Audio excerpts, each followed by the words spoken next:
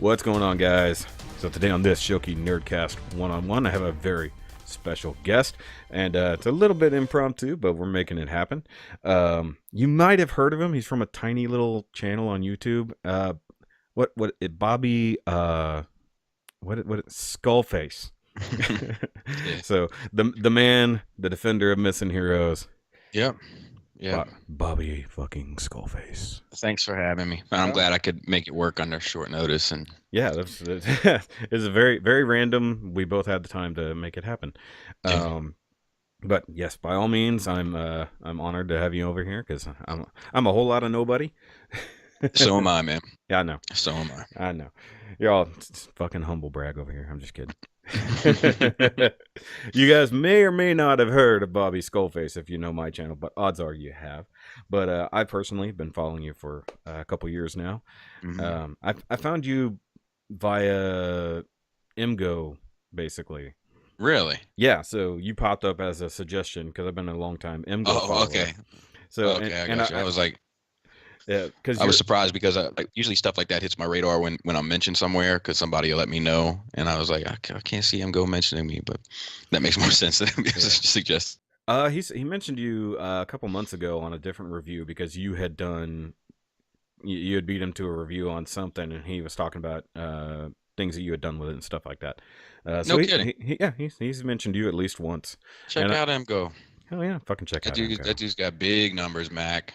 Big numbers. Yes, and I find him influencing my my channel, especially when I'm talking Transformers or other things like that. Actually, along with you, but I'll bring that up here in a little bit. But guys, he if you don't know him that well, for some reason, he definitely he reviews Transformers, figures, statues, whatever the hell, and tells the damn truth about them. Tries to. And my truth, anyway. Yeah, your truth.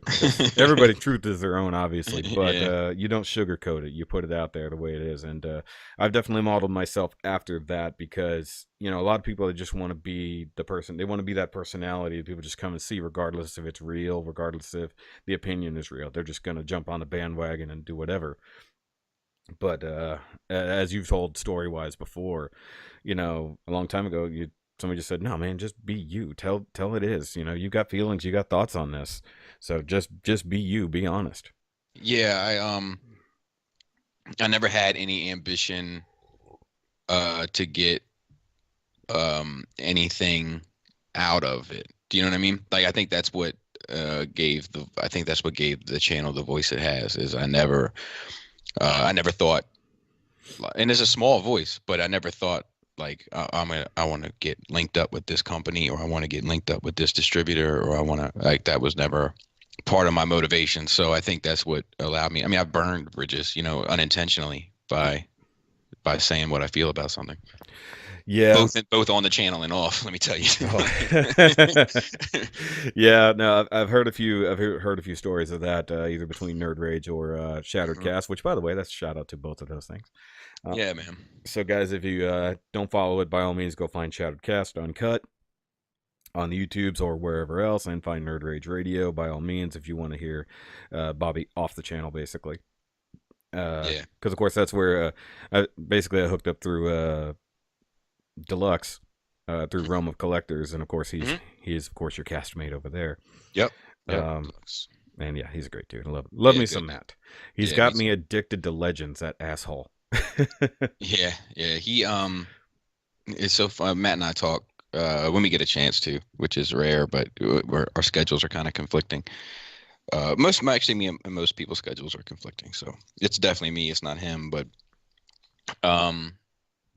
same thing, same like you were talking about, like in terms of my approach to things. Like I approach Matt the same way, and a little bit behind the curtain that I don't think he'll be upset about. But I just recently gave him some feedback on the 30-minute show that he does, and because I think he's onto something, and I think that he wants to be onto something, and I think he is. And I hit him up and I was like, "Look, dude," I was like, "I think you have something here, but I just binge watched like 8 episodes, and there's a number of times where I feel like you want to move through the questions and you're not giving the speaker enough time to really dig into their thoughts on it."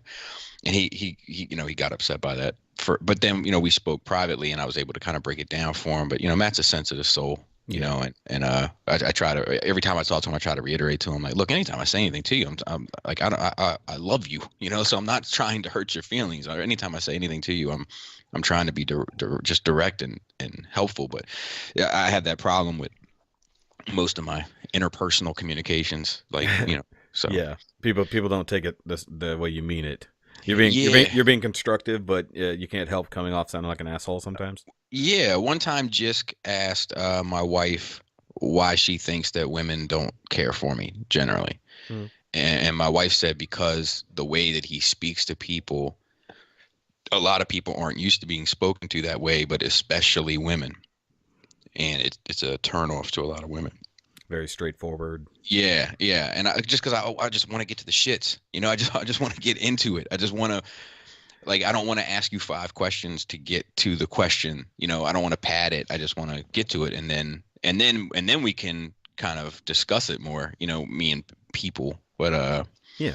like I'm known for like a lot of my questions being starting with. Are you allowed to curse on this? Is this a Yes? Yes, by all means. Okay, like starting a line of communication with someone with the fuck is up with X. Yeah. Yeah. And so sometimes that people don't know how to take that per se, which I understand. I'm working on me too. I'm trying to get better. So It's all good. we'll see. No, I absolutely. I had almost a very same discussion with Josh. First time I had him on, Josh Fisher. Shout out to that man. Yeah, for sure. Where I learned a long time ago to stop bullshitting. Like right off the bat, like if you meet somebody new, but you got to have a conversation with them, whether it's in public, whether it's a social gathering, whatever. Where the convention would normally be to put on your best behavior, quote unquote. But that usually doesn't allow you to be you in the same way. So you're not. It's your representative. Yeah. Yeah, that's a good way to point it. And then I said, you know what? I did away with that shit. It's a slightly different approach of I'm gonna be me on a normal day. Mm-hmm. That's it. This is what you're gonna get. Maybe a little bit lower, but I'm gonna be direct. I'm gonna talk to you like I'm me, not somebody that I need you to think I am. Because I don't need to feed into the bullshit of that. It's like, but especially if I'm gonna talk to you about something, I'm gonna be as direct as I can. Mm-hmm. In the same way. I've definitely come off as abrasive before. I've had somebody tell me, at least in our Gumpla group, that I've come off that way to certain people. And I'm like, I mean, I'm friendly, but abrasive at the same time. Yeah, I fall in that same pocket. Like I want to, once people get to know me, they find out like I'm one of the most like kind, like nice, like generous people you'll meet. But you got to get past the outside first. Yeah, I don't want to waste much time. Like I just want to. You're a teddy bear made of sandpaper. Yeah, and I don't even notice the sandpaper. Yeah, it's exactly. like I'm comfortable in it, but I guess some people get turned off by it. But yeah, no, I completely understand that. Yeah, because I actually more YouTube related with the review side. I've turned people off by my honesty and directness about certain things, and they're like, "Well, why are you like that?" Or in the way I've addressed certain people, because I'm like, they're trying to bullshit me, and I'm like, "No, we're not going to play this game. We're going to just cut the bullshit. We're going to get to it, and then we can be friends after the bullshit." I've turned off a fair amount of people on YouTube as well. So No. I'm familiar. Any just because you've been around a bit longer than me, have you gotten any dumbass like community strikes or copyright strikes on anything? Because you don't need to generally use anything copyrighted. Oh.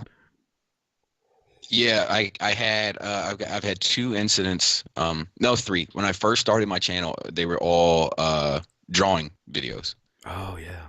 And I used music that I made for it as like the background music, and I got flagged for that, even though I had made it. It sounds like this. Yeah, but I don't even think it was that. I think they just assumed it wasn't because at the time everybody that was using music was using like the cachet of, this pocket of free available, music. Yeah. And yeah. I was just using my own, and I think because they compared it in their, what do they call it? algorithms. They compared it to, they just scanned it through all of the cache, and when it didn't match the cache, they just assumed it was something that I didn't have the rights to.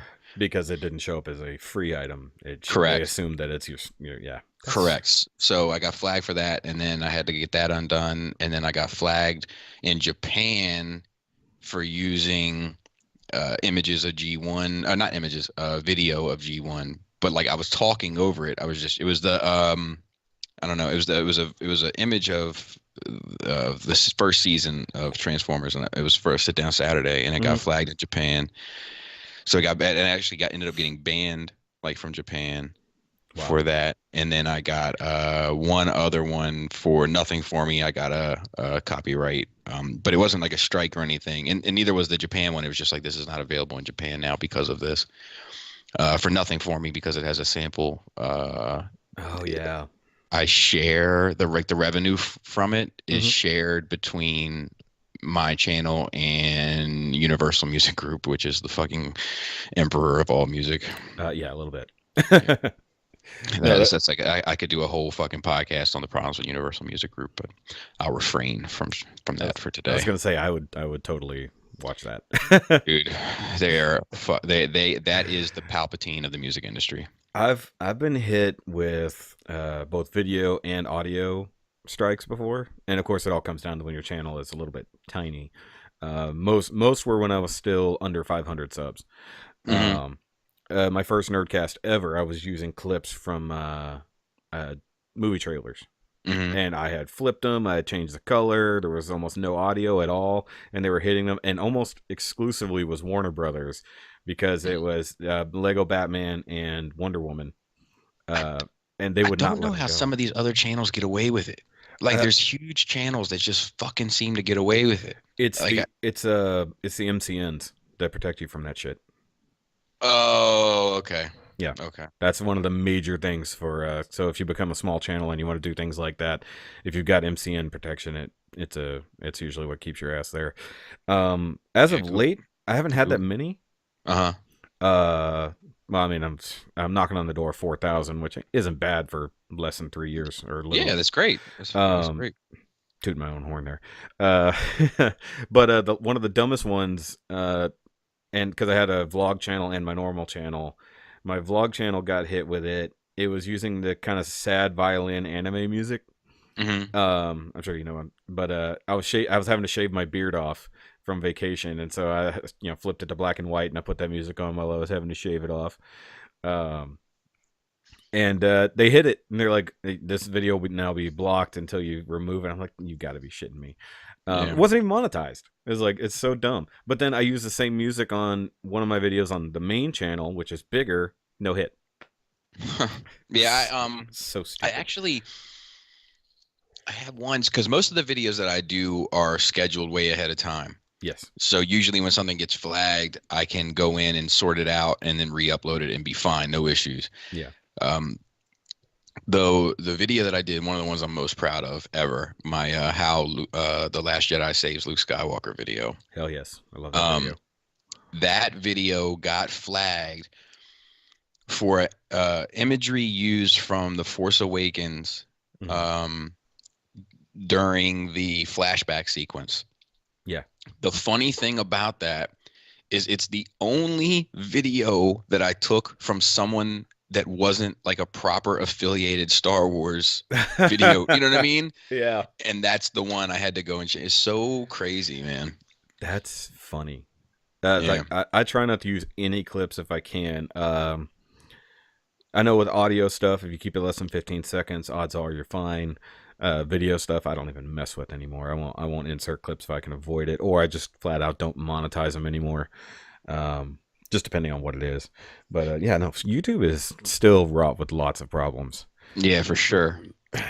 I have I use that other thing now for like For Dummies and stuff, like those archived video footage, because it's like a paid subscription service, that gives you access to it.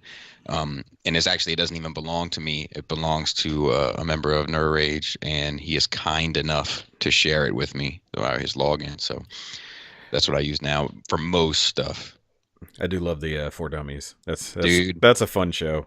it is the thing that I most enjoy doing video wise right now, just because it's a lot of work, but it's rewarding. I was gonna ask you about that. What does the editing look like on a video like that? Because the last one Um, was like what, 12 minutes, if that. That part one. yes, it's a nightmare. Um, the the process of it, just editing the audio alone, is probably 3 hours, Yeah, yeah. and then and then the video stuff that goes along with it is probably another 4 hours. So every four dummies is usually about an 8 hour workday. Oh God. I mean, I know how that's like. At least whenever I do one of these, like Hmm. at least this go around, since this is straight audio due to really weird technological issues. Right, Um, I won't have to do too much because I won't have to even bother with any video stuff if I don't need right, to. I'm not even recording my own video, so it doesn't matter. right. Um, but other times where it can be a 3.5 hour podcast or something like that, and it'll take me days if I'm inserting stuff or if I'm just cutting it, you know, just for time, it can take Yeah, for fucking ever. And people don't yeah. get that on on They on don't. on our side. They don't at all. And it's a shame, because it's like I hate to use that word entitlement, because it's overused, but people really do feel entitled, um, to that sort of content, and don't value they value their time at a significant higher standard than they value yours. Yeah. And that For Dummies, the one that went up this week, the Fans Toys one, I've had that for 2 weeks now. It's like an hour here I get to work on it, an hour there I get to work on it, Hmm. half hour here, and it's extremely time consuming, but like I think it's worth it. And like, even though that video, like, it raised a lot of it got like some fair amount of, like, pushback, Hmm. like in the comments, which I haven't really dug into, but I get like a few emails from them. Like, one of my main motivators is just to get people talking about this stuff. And I don't want this to sound away, but like in a more sophisticated manner, where um, it's more than just toys, but it's less than, Trump meeting with North Korea or something, like, to keep it in perspective. Yeah. Like it's not just toys. You have to understand that with this there is a culture, and there is a commitment, and there's real valid conversation that can take place from it. And what I love about like the For Dummy stuff and Sit Down Saturday, and that sort of stuff, is like when I read through the comments and I see people having a discussion about it. So it's like, what we are talking about, we are able to then in turn turn it into a much broader discussion. That's extremely rewarding from the creator side of things. Oh, for sure. That's when I like putting up. I haven't done one in a little while. Discussion videos, posing questions to people, things like that, or if it's like if I have a quote unquote controversial review where I'm not happy about everything, and then it really gets a conversation starting, of course, until it goes the wrong way. But no, I Yeah. like having that when you can sit back and watch the comments go when they're not directly addressing you, which is what 90% of the comments are. They're Yeah. talking Yeah. at you, but when they're Yeah. talking to each other about the thing in a meaningful manner rather than Correct. just you're fucking stupid for saying that, Correct. um, that's awesome. Correct. Um, and it's where, and that is the other side of it. Like you said, as a creator, to see something you created making noise, Yes. it's a different feeling, you Yeah. know.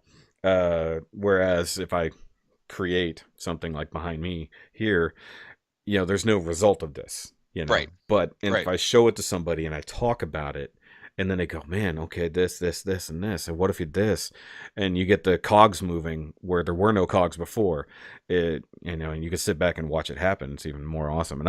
And I know you don't really interact that much directly with your commenters anymore, because it No, was it was just too much. it was too much. But personally on my And I side, think it was taking a Yeah, go ahead. I'm sorry.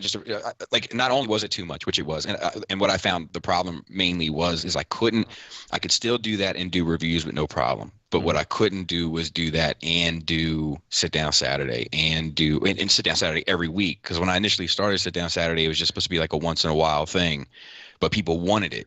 Yes. So I want to provide that, but I couldn't do it and do the comments, and I couldn't do for dummies and do the comments, and I couldn't do if it teases the court and do the comments. Something had to give. Yeah. That on top of like I'm not like I don't know, like ghosts and goblins kind of guy, but um there is something about like continuously exposing yourself to negative energy, Oh and yeah, yeah. unfortunately there is a fair amount of negative energy that takes place in those comments. There's a lot of positive energy too, and I hate that I can't interact with those folks as much as possible, but exposing yourself to that negative energy, it was taking a toll on me. I Like even if it wasn't bothering me, there was a period where it used to bother me, but it hasn't really bothered me in some time, and I've been able and learned to turn it into content. So, but even with that, it's uh if I sit down and I went through those comments for an hour and then I got out of my office and I walked into the kitchen and like I'm quicker with my kids, I'm more snarky with my wife, and it's just because I've exposed uh-oh. negativity and now I'm bringing it into a fresh atmosphere, and I couldn't do that anymore. Yeah, I absolutely understand that because I do spend a fair amount of time in my comments, but realistically, mine are nowhere near as involved as yours at this point. But there have been, and there's Hmm. been enormous, especially. I've got one very notorious video I had to finally turn comments off because people kept attacking me for my opinion, and I'm like, I have to stop this where it is. And then I made a rebuttal video. But I like how sometimes with your sit down Saturdays and other things, you'll address comments from the week. You'll go over Yeah, a like couple key thoughts. ones. Yeah. Yep, yep, yep, yep, Um, yep, yep. but I I think that's a also fair balance. love the at least once a year they love me not or she loves me Yeah, not yeah, because yeah, yeah. I used to do that occasionally on my when I was doing Sunday live streams pretty regularly so I can interact with people, and I would pick and choose comments from the week and be like, look at this shit, basically. Yeah, uh yeah. I mean, people are nasty, and that's kind of when you want to fall back on the it's just toys remark is when like I think we can have serious discussions about this stuff and and still keep it light, but elevate the level of conversation to something perhaps more meaningful, and at the same time be respectful of one another. Like in the part two of for the Fans Toys for Dummies conversation, mhm. Robert and I have a flat out point blank disagreement, Ooh, and we're fine. You know what I mean? We're yeah. fine with just not seeing it the same way. Like that's when people start to get like when it starts to become a personal thing. Like something I've said about a toy has upset you to the point where you now want to hurt me personally, whether it be my adult feelings or sometimes it's been quite literal attacks on or threats on me and my family. um that's when that it's just toys, dude. Like that's when that pops in my head, even though in my heart I think it's more than toys. It's like I said, it's culture, it's community, it's commitment, it's financial strains and burdens. There's a lot that goes on with this shit. um so yeah, Okay. I don't know, man. Give me just a second. For some reason my computer is not charging. It'll help. Oh, hey, there we go. There it is. Yeah, for some reason, your audio was popping and then dropping out, but we didn't miss your point, but it kept dropping for some strange reason. Um, no biggie. But yeah, trying to elevate the conversation about things is pretty damn difficult, especially with something as divisive as Transformers of all things.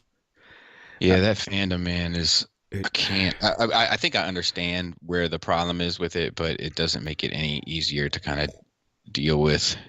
Sometimes it's really hard to uh get somebody to watch color TV when they've been watching black and white their whole life. It's that's yeah. Um, and the funny thing is, it's never your job to convince them otherwise. You're just there to express your opinion. And then Correct. if they feel like it's somehow a personal attack on their own beliefs or things, it's almost a religion. It's freaking weird. Correct. It's Because I watch a lot of, I don't watch a lot of reviews, but I watch a few reviewers. I wouldn't say any of them regularly, but it happens.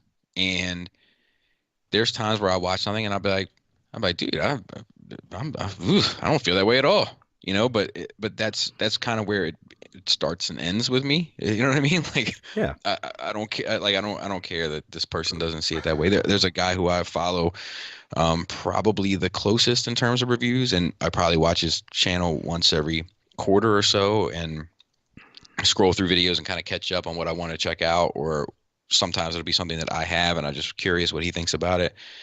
And I think he's far more critical than I am, you know, but I enjoy it. And there's sometimes where he's critical of something that maybe I feel like I didn't catch, or that didn't bother me, but I can still kind of objectively look at what he's saying and be like, yeah, that dude is right. Like, it doesn't bother me, but he's right about that. That should have been done differently or whatever. Yeah. And at least with the,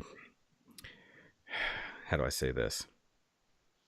Specifically, if we're going with the fan toys discussion you guys were just having, the quality, whether it's going up or down or things like that. Same thing with, because you talked about Takara last year, and are things getting better with MP or worse? And we're both hitting a renaissance and a flip-flop at the same time. It's like things can be up here and then suddenly way the hell down here. And then like in the case of fans toys, they will blow the fuck up if you're like, no, it's the best thing we've ever had. And it's like, hold on. You got to look at it objectively, and that's the hard part. Like, you and I, we can both look at things subjectively and objectively because of where we sit on the side of the camera. And people don't get that because they only look at it subjectively. And it's also like, the reason why some of that passion gets evoked is because of the level of quality. Yes. Like, you know, recently on Nerd Rage, we talked about, like, we had a discussion where it was about, is Beverly Hills Cop, or is 48 Hours better or worse than Lethal Weapon? Ooh. And I didn't get at all emotionally involved or angry or passionate about that conversation, because to me, it's not comparable. Like, 48 Hours is so far superior to Lethal Weapon to me. And that's not to say that I don't like Lethal Weapon. I do, but it's like comparing, it's like, I don't know, I don't want to upset people, but it's like comparing, to me, it's like comparing a filet mignon and a fucking Burger King burger. Like, I can enjoy both, but if somebody says the Burger King burger is better than my filet, I'm gonna get the fuck out of here and keep my day moving. You know.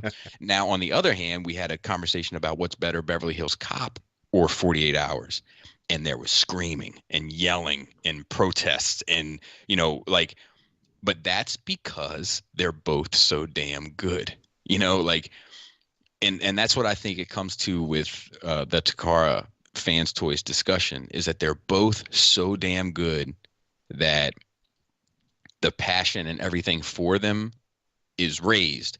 So that goes both ways. The passion for the love and fandom is raised, but also the hate and the need to disqualify is raised. Yeah, because the higher level you reach on the positive side, the lower lows you're gonna hit when it flips. Correct. Yeah. And the more you're gonna say, like,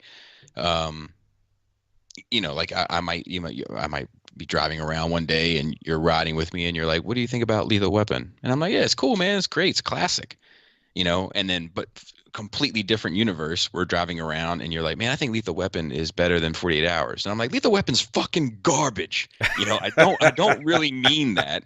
I'm just trying to support 48 Hours, you know? Like, they need to do a crossover. For dumb reason, they need to do a crossover of 48 Hours and the first 48. The first 48 Hours.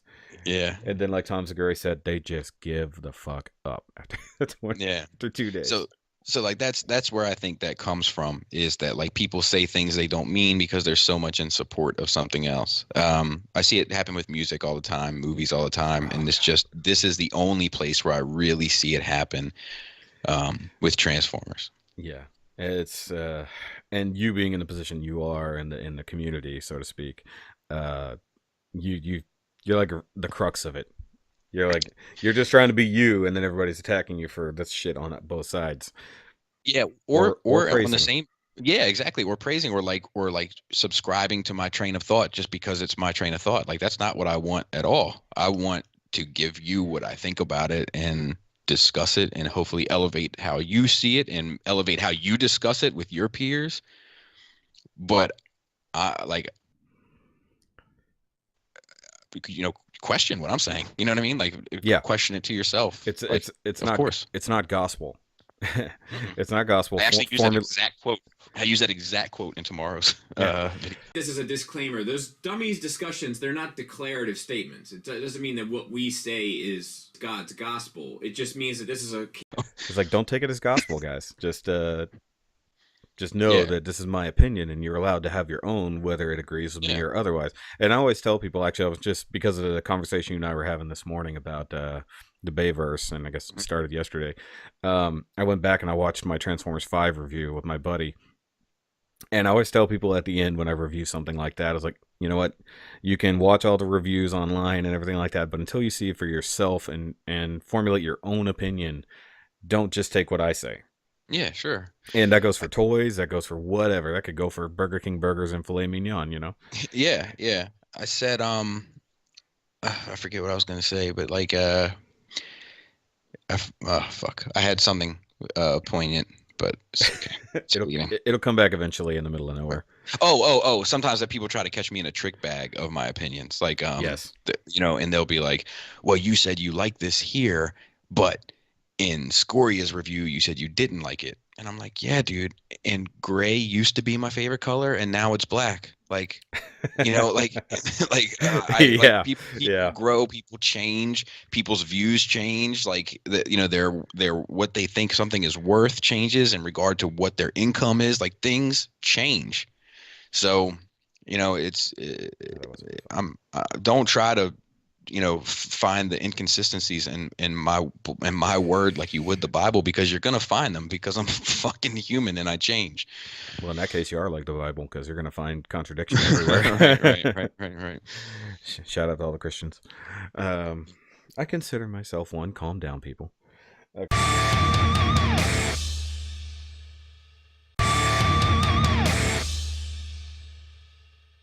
So, on this talk of the fandom and even the community at large, as it were, how do you feel about being someone that is really influencing the community in such a way that at TFCon at the third party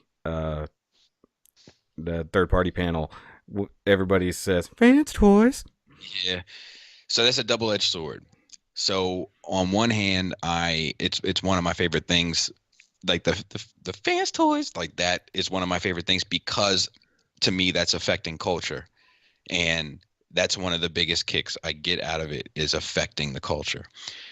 On the other hand, in terms of influence, like I see people, kind of like the discussion we were just having, but like I'll see people use my words as their fortress to their opinion. Yeah. Um, and and I think what that, I mean, like it's like I'm a source, and you can cite me like you can cite anything else, but once again, just because I say it and I feel that way about it doesn't mean that it is an absolute objective truth. It just means that it is the way I view it. And It's your truth in the correct, moment. correct. And it's so that kind of stuff, like like I'm flattered by it, don't get me wrong, but at the same time I warn people to be cautious of that way of thinking, because if I'm kind of suggesting anything, it's to create your own standard in a way, in your own bar, and find out what's important to you. Look at the things that make something good or bad to you, and probably most of those things are in my hierarchy of things as well. So that's where the overlap is. But then look at those things, judge them appropriately, take what I'm saying as a potential source, and move and then apply that to your decision making. I think that if you're looking at reviews if you're looking at YouTube reviews, like you're looking at reviews on a product on Amazon,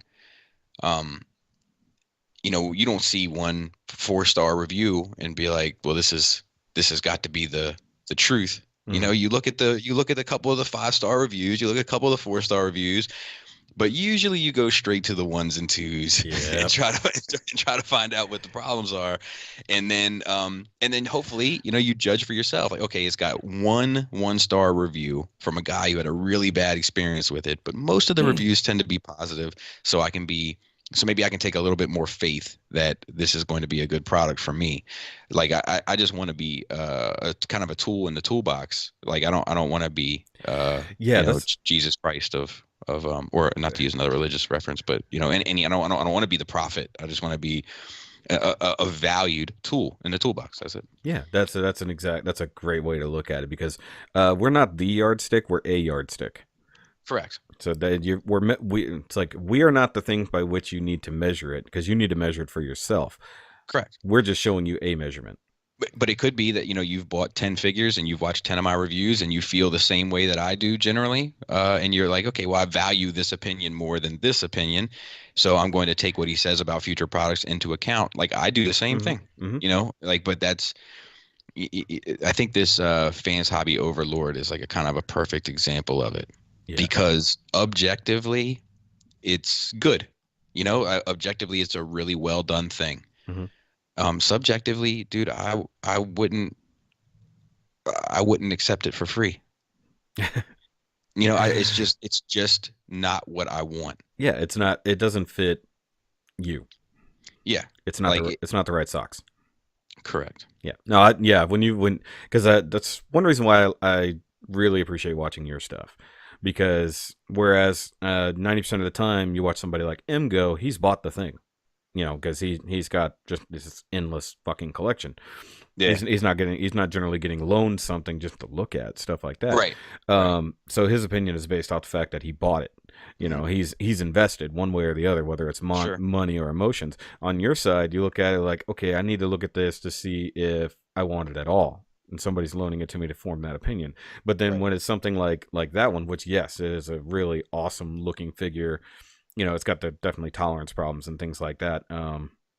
But then objectively, you got to look at it like, okay, objectively, yes, it's phenomenal. Correct. Subjectively, especially for you, it doesn't fit your needs for an overlord. And that's what everybody has to look at. Because it's intention, and that's something I'm going to do, I think, in a future sit down Saturday to really drive that home, because intention makes up so much of it. And the primary intention of my collection is to look pretty. That's the truth of it. And he doesn't. So the exact same things that people find frustrating about Fans Toys are the exact same things that I find frustrating about that Overlord. Where that Overlord does present like an action figure. It does work like an action figure. It does. It's going to hold up. It's durable. It's beefy. It's going to do all of those things. None of which I need it to do. What I needed to do is stand there and look pretty, and it doesn't do that. It stands there and it looks like a toy. Yeah. And that's not what I want. That doesn't make it inherently bad. It just makes it something I don't want. Sorry, I got people messaging me. Good. Damn group chats. Yeah, I hear you. They're trying to set up a live stream for tomorrow night, and I'm just like, okay, I'll get there eventually. Right. But one thing I was going to ask you about, because it was a comment that I made on your channel a long time ago. I don't even know what exactly. I think you were actually reviewing one of the Combiner Wars, one of the earlier ones, and you used Combiner Wars as a verb for the first time. Yeah. And I'm like, and I even made the comment, I was like, did he just use Combiner Wars as a verb? Yes, Johnny, he did. Yeah. And like, I'm finding, like, myself personally, I use that now. So it's like Right. that's an influence, and I'm guaranteeing there's got to be other newbie reviewers out there, maybe even veteran reviewers who have heard Hmm. you say that, and they're like probably pulling that vernacular in. And now it's a recognizable thing, not just because Right. you said it, but now it's a thing, like it's an engineering thing that people understand, and you're pointing it out now in third party things. They're like, Right. wait, which way did this actually influence? Was it the third party company saw that, or is it just like everybody came to the conclusion at the same time? But it's funny, like it's one thing when you're looking at a Combiner Wars thing or even just a mainline Hasbro thing, because obviously they're going to use their own engineering all over the fucking place. Hmm. Yeah. But then to see it popping up elsewhere, and just to me it's that weird influence Oh that like, yeah, 100%. Like and it's fascinating. yeah. Like they change, like Combiner Wars, the ripples of that stone in that pond are immeasurable.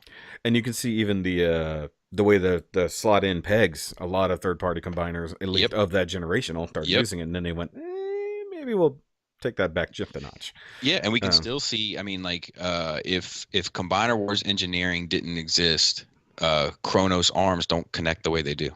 Yeah, that's true. You know, like there is saving graces in that stuff, and and I think it's interesting to see how, you know, like somebody can enjoy the crust off somebody else's trash grilled cheese. Yeah, for sure. It's like you're eating a grilled cheese and it tastes like shit, and somebody leaves the crust, and you're like, and grilled cheese isn't very good, but I had this really good tomato soup, and that crust, if I dip it in this tomato soup, will probably taste great. And they do it, and it does work. This sounds like a very particular reference. No, not really, but like I find myself, my wife and I just had like a really great in-depth discussion recently about things in our personal lives, and she was like, you often use food as a metaphor, or you know, when you're making your point. And I do, and I'm not sure if it's because I'm kind of perpetually hungry, or if it's something else, or just an easy go-to, or something that I think everybody can relate to. But yeah, I do, and that's how I view that Combiner Wars engineering in a lot of ways. Is that, you know, it was created for the effective, but you know, somebody else could come along and use it and make something great. Yeah, It's pretty fucking cool. Take the shitty crust and apply it elsewhere. Yeah, put in that soup. Put it in, but the soup is what matters. The crust was just the edge of it. Okay, let me ask you this, because it's become a staple on your channel now. Where did feet come from? I know why it's perpetuated, but where did it come from? Oh boy. Is there an actual origin, or is it just there is. There is. It requires everyone to take their hats of sensitivity off and imagine themselves as a 15-year-old kid or a 16-year-old kid. Okay. But I was in like a prom promise assembly meeting. This is how you should title this video, by the way, because I get questions about this all the time, but it takes so much explanation that I never answer it. Okay. But I was in a prom promise assembly meeting, and there was a prom promise. That's when you don't drink, right? Oh, okay. Because it wasn't the sex bit. We didn't have a meeting for that. That they didn't have a meeting for. Yeah, but it was like the drinking and driving and all of that. So okay. They brought in this guest speaker, and the guest speaker was this girl, or woman, I should say, and she lost her father in a horrible drunk driving accident where a teenager was coming home from prom and T-boned the car and killed the father outright. Yeah. It was a fucking terrible story. Nobody should drink and drive. All of those things. It's fucking irresponsible and fucking extremely dangerous, not only to yourself, but to others. Yeah. That being said, there was a slideshow that they were going through, and I was sitting with my buddies in high school, which were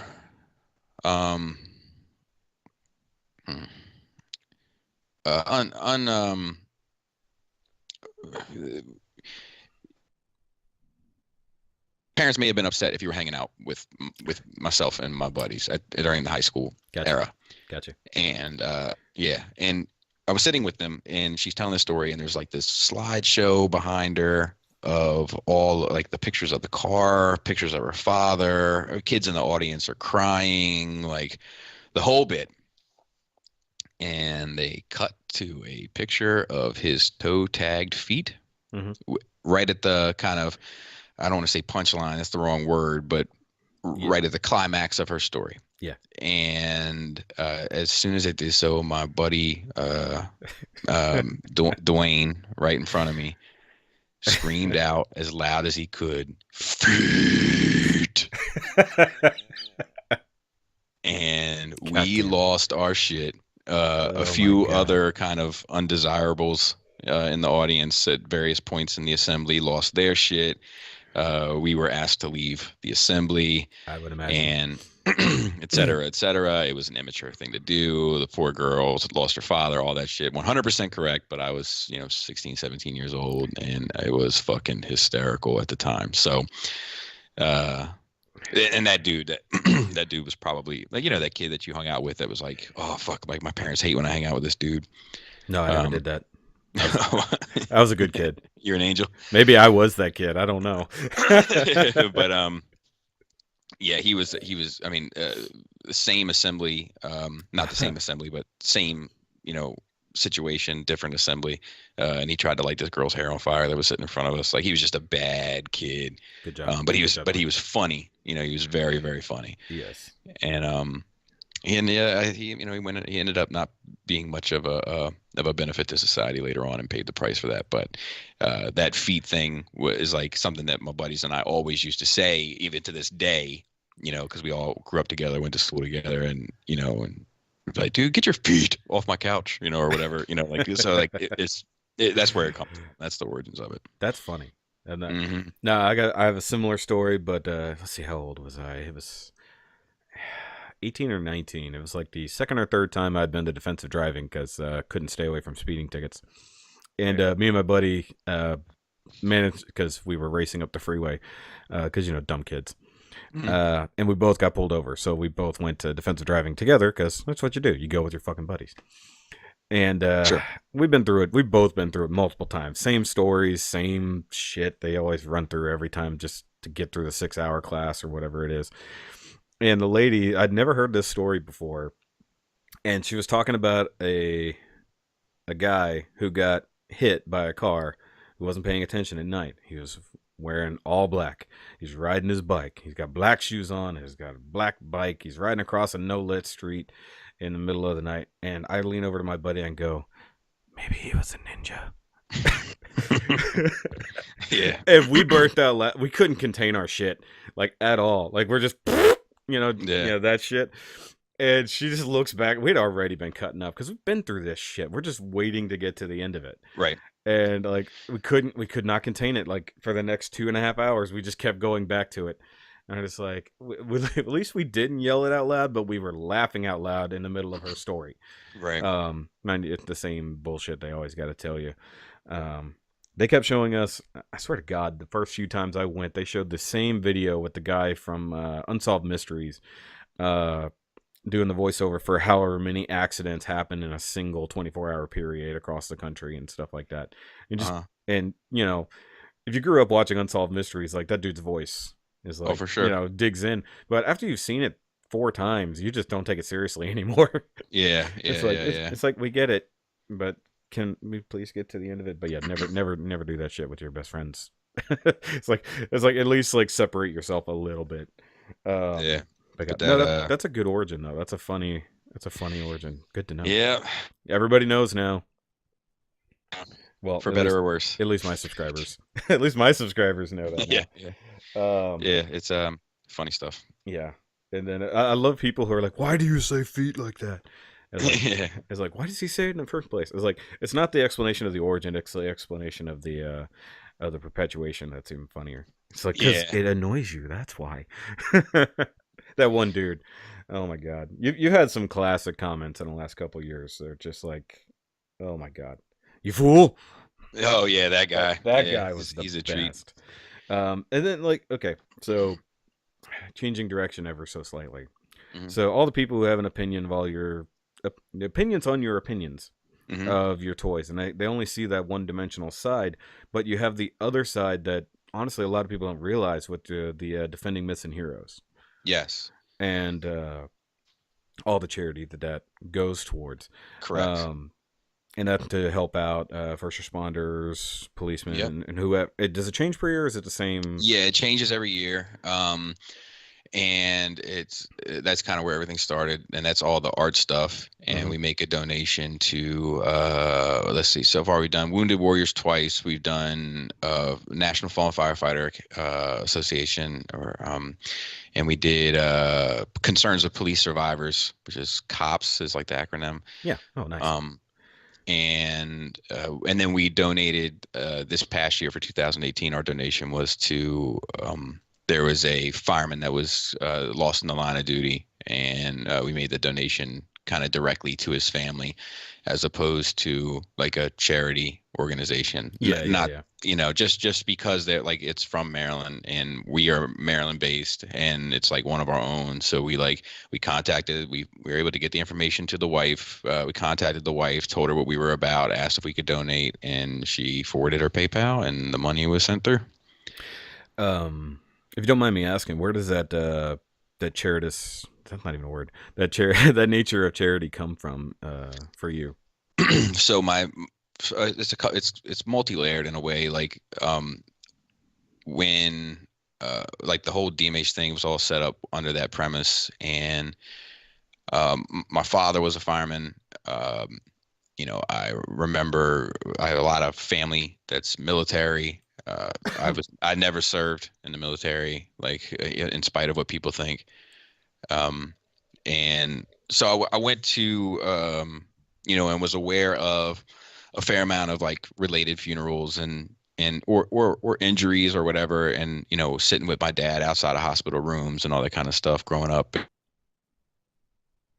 It just had an impact where like you see enough, families kind of grieving or, or praying or all that kind of shit that you see under really intense kind of scenarios. And, it just has an impact. So that was the major thing for me to want to give back. And not that money does anything, but it doesn't hurt. Never hurts. Right? No, so, for sure. It definitely doesn't hurt. It's more of the intent, like we talked about earlier. Yeah. It's the intent behind it. The money can only go so far, but it's the heart behind it that matters more. Yeah. I wish we could do a lot more. It fluctuates. Like our minimum is always 10%.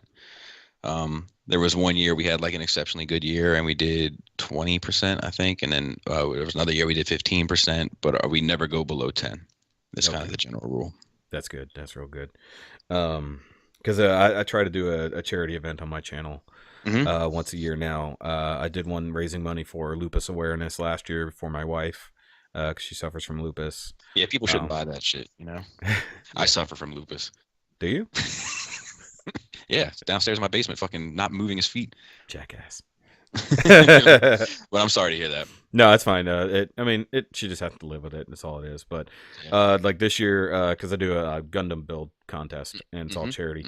This year we're doing a testicular cancer awareness. And my number 2 is he's been through it. So, and he was one of my winners last year. So it was a big coincidence. But we call it balls for balls. So it's a lot of things. But I kind of borrowed a little bit of that from you knowing about DMH. It's the best thing to borrow if you're going to borrow something. Yeah, I was like, charitable foundation, why not? To the point I was actually trying to look into actually filing to be a real charity and stuff like that to make life a little bit easier. Didn't quite get that far, but once we get a little bit bigger, we will, for sure. Because there's a lot of interesting politics to that kind of stuff. There was we want like I don't want to be I don't want to sound like I'm covering any of this up. So like there's a business aspect to all that as well, right? Yes. Like saying like, look, DMH can be here. We donate to these causes. That's going to help DMH get into rooms that, Bobby Skullface can't get into. Yeah. So there is an element of that 100%. It's not where it stems from, but I definitely use it as a tool if it's going to benefit everything in the end.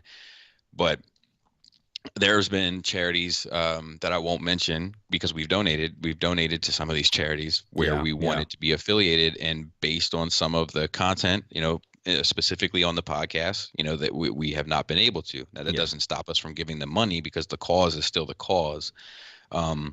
But, they don't want their name affiliated with me on my podcast talking about, getting my balls tickled or something ridiculous, which I understand. But there is a business side to it. And it's funny that you mentioned testicular cancer because that's kind of the origin to DMH. There was this article that went in the in like our local paper of a local fire department that had like this alarming rate of cancer in their organization. Like they had 3 people with thyroid cancer, I think, and then 1 with testicular cancer. So I did that's how it started. As I read that article and I drew a picture of Red Alert, Ratchet, and Inferno, had it put on a mug, and then put fight on the other side of the mug. Yeah. And then I sent it. I contacted the organization, asked if I could give it as a gift. And I did, and went through and was able to meet some people and shake hands. And they actually ended up having 3 of the people got better. The thyroid folks got better, no problem, because thyroid cancer is kind of like the cancer you want, for lack of a better term. yeah. That's a pretty easy one to knock out. Yeah. So they all got better. And the testicular guy, testicular sounds terrible. The testicular cancer, the gentleman with the head that he did not. So they had like a benefit, like a hockey game. Yeah. They asked if they could auction off the drawing that I did for it. I said, sure. I said, how about I give the original and I give a print so you can auction off 2 things. And when I did that, they both sold for a high dollar. Obviously, a fair amount of that is because people just want to fucking throw money at this situation. Yeah. But it motivated me to say, well, I could do this and, give money back, as like a thing. So that's kind of what started it. And I was able to meet some people like through that organization that were grateful for what I was doing. And, we kind of not became friends is the wrong word, but friendly with one another. And one of the gentlemen, like, because the dude with testicular cancer unfortunately did pass. Oh man. And he had my mug on his nightstand. Oh. And they sent like a picture of it. And that for me was I don't want to say the nail in the coffin because that's the wrong terminology to use under the circumstances. But that for me was I'm doing this. That was your symbol, yeah. I'm doing this. Without a doubt, I'm doing this. So that's kind of the big origin of it. And nice. I still talk to his family from time to time, actually, like his like Christmas or whatever. Now, just going into it, because I've got friends who've had some weird situations. Wasn't it an exposure deal? Was it just a coincidence, or did they ever figure that out? So I am not intimate with that side of it. Mm-hmm. I know that during the time that it was looking grim, they were talking about how they wanted it to be associated with that, obviously, for insurance reasons and unfortunately like the nuts and bolts of death, right? And there's some law that W. Bush passed that made that a more likely scenario, because you can't really prove something like that. Do you know what I mean? Yeah. But there was some law that he passed that made that scenario more likely to get associated with. Within that same law, there's something about like if you're a cop and you're driving to work and in your personal car, and a truck goes off the road and kills you, you're covered under your work because you were going to work to do this job. So it's like, this, you know what I mean? So there's something that, but I'd be lying to you if I said I knew how it turned out, because it wasn't necessarily my business. And I just kind of overheard the talk of it. So I don't know for sure, but I know that that's what everybody, once again, wanted is the wrong word to use, but under the circumstances would have been the best case scenario for the future of that family. Yeah, because the only reason I asked is I had a buddy who had some stuff come up down there, so to speak. And it was directly related to the job he was doing. He was an exterminator.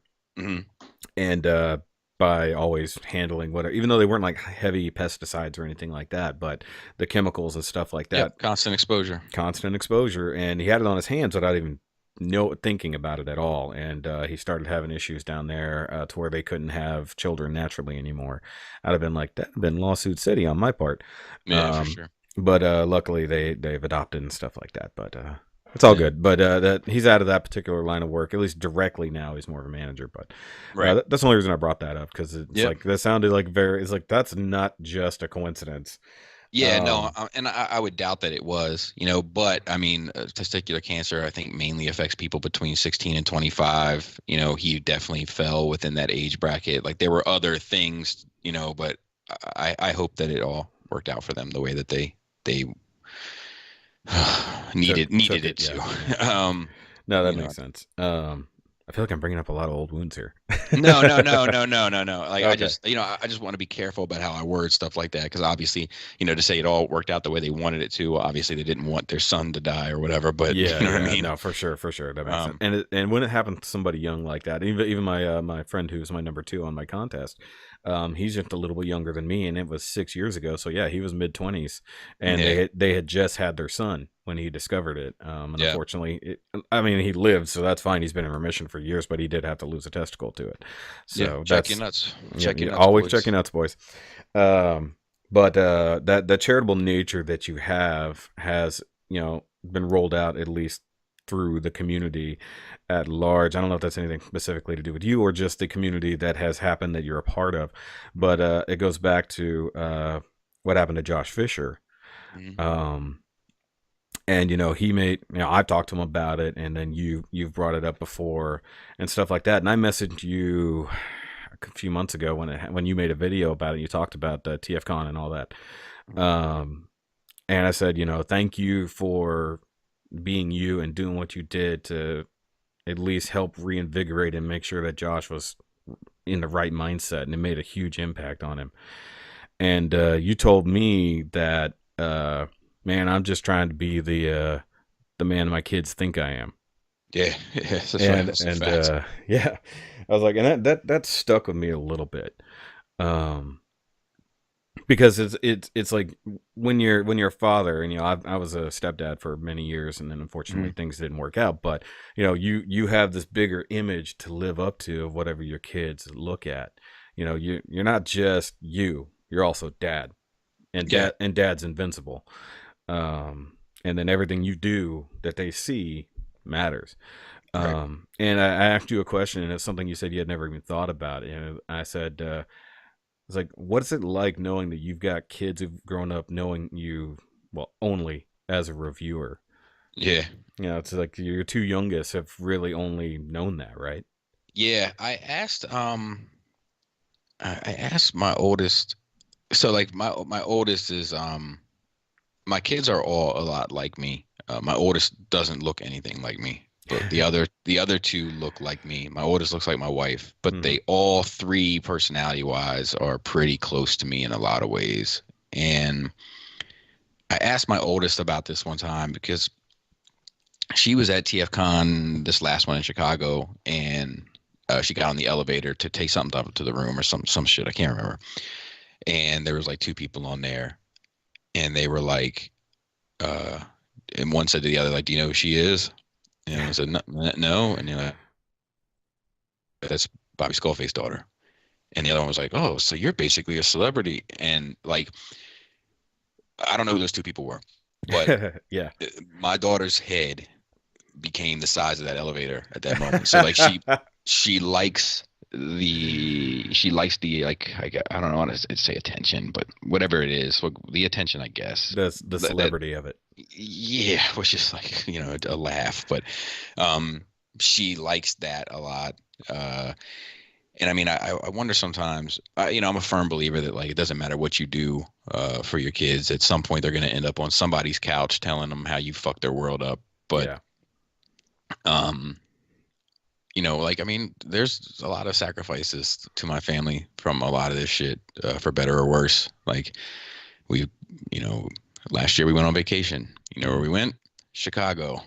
You know what I mean? Like, yeah.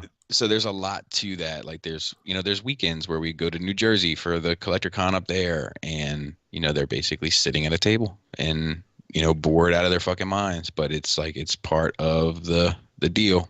Yep. Um, They had to buy into you by default, basically. yeah. Sorry, kids.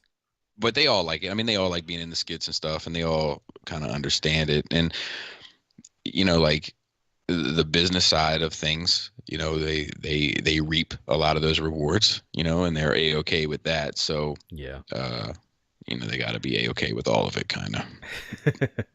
But speaking of which, just to bring it up, what happened to the skits? They're just not there anymore. Yeah. So there's actually going to be one next week. Oh, so my thing with the skits is that it came down to time. Yeah. And sometimes I would sit on videos for like a week because I just didn't know what to do skit wise. Yeah, because you're trying to do one for every. Correct. Yeah. So I just let it go, and I was like, well, that people will get enough of kind of my antics on Sit Down Saturday, and and they'll be okay. But my thing with them now is like if something comes up that like screams to me, a joke or a gag or something, I'm gonna do it. And if it doesn't, then I'm not. And so the last one I did was for Quietus. There's a skit. Yeah. There's a skit in that one, and then I have MMC's RC coming next week. I think on Monday. I'm not sure yet. Maybe it'll depend on how Sit Down Saturday does, because I'm not sure how people are going to feel about this RC review either. But I try to lay off of people's feelings when I know that I've hurt them. I try to like back off a video or something that I know is going to stir the bees again. But so there's a skit in that one as well, and it all kind of depends on the vibe. And sometimes I regret it. Like sometimes I don't pick up on it, and then like I'll go back like to watch it. Especially if I think like I nailed it, I'll go back and like I nailed the final thoughts on this RC video. Like a lot of times, I'm sure you had the same thing when you do a video or you do something and you're proofreading it, for lack of a better term. Yeah. And you're like, this is the best I can do, but this doesn't say what I want it to say. Yeah. I had that feeling a lot. And when I did the RC one, when I went back and listened to it, I was like, this is exactly how I feel about this, and how I feel about all of it. And so it's perfect. But there's a lot of times where I go back and I'll do that for the same reason, just to see how I feel about what I said. And as I listen to it, I'm like, fuck, I could have done a skit right there, what I could have done X, Y, or Z. But I'm not thinking of it at the time. But the RC one has one, the Quietus one has one, and basically it's just whenever it pops in my head, I got too much going on to hold things up right now. Yeah, no, I get it. Because I was doing almost like cuts, intercutted things occasionally, in the same way you were. Mostly it was self-criticism when I was editing. When I said something and I screwed up, I was mocking myself in the edit. So I did that a lot, and then I actually started doing actual like sit down, well, not to sit down, but skits with myself. But mine were, I stopped being like self-reflective, and I was now starting to mock silliness within the community, especially Facebook groups, because at least on the Gundam side, there is some ridiculous dumb shit all the time. Oh, sure. And actually there's one I've been meaning to do for a while now, and I'm going to sit down and do it. But what I'll do is I'll sit down and I'll write out the script and everything, and I'll mostly be me in the chair, like as myself. And then I have the people who come in to interrupt me, and those are the people in the group, so to speak. Right. But like, because you introduce skits quite a lot now, you're intermixing them Correct. when you want to.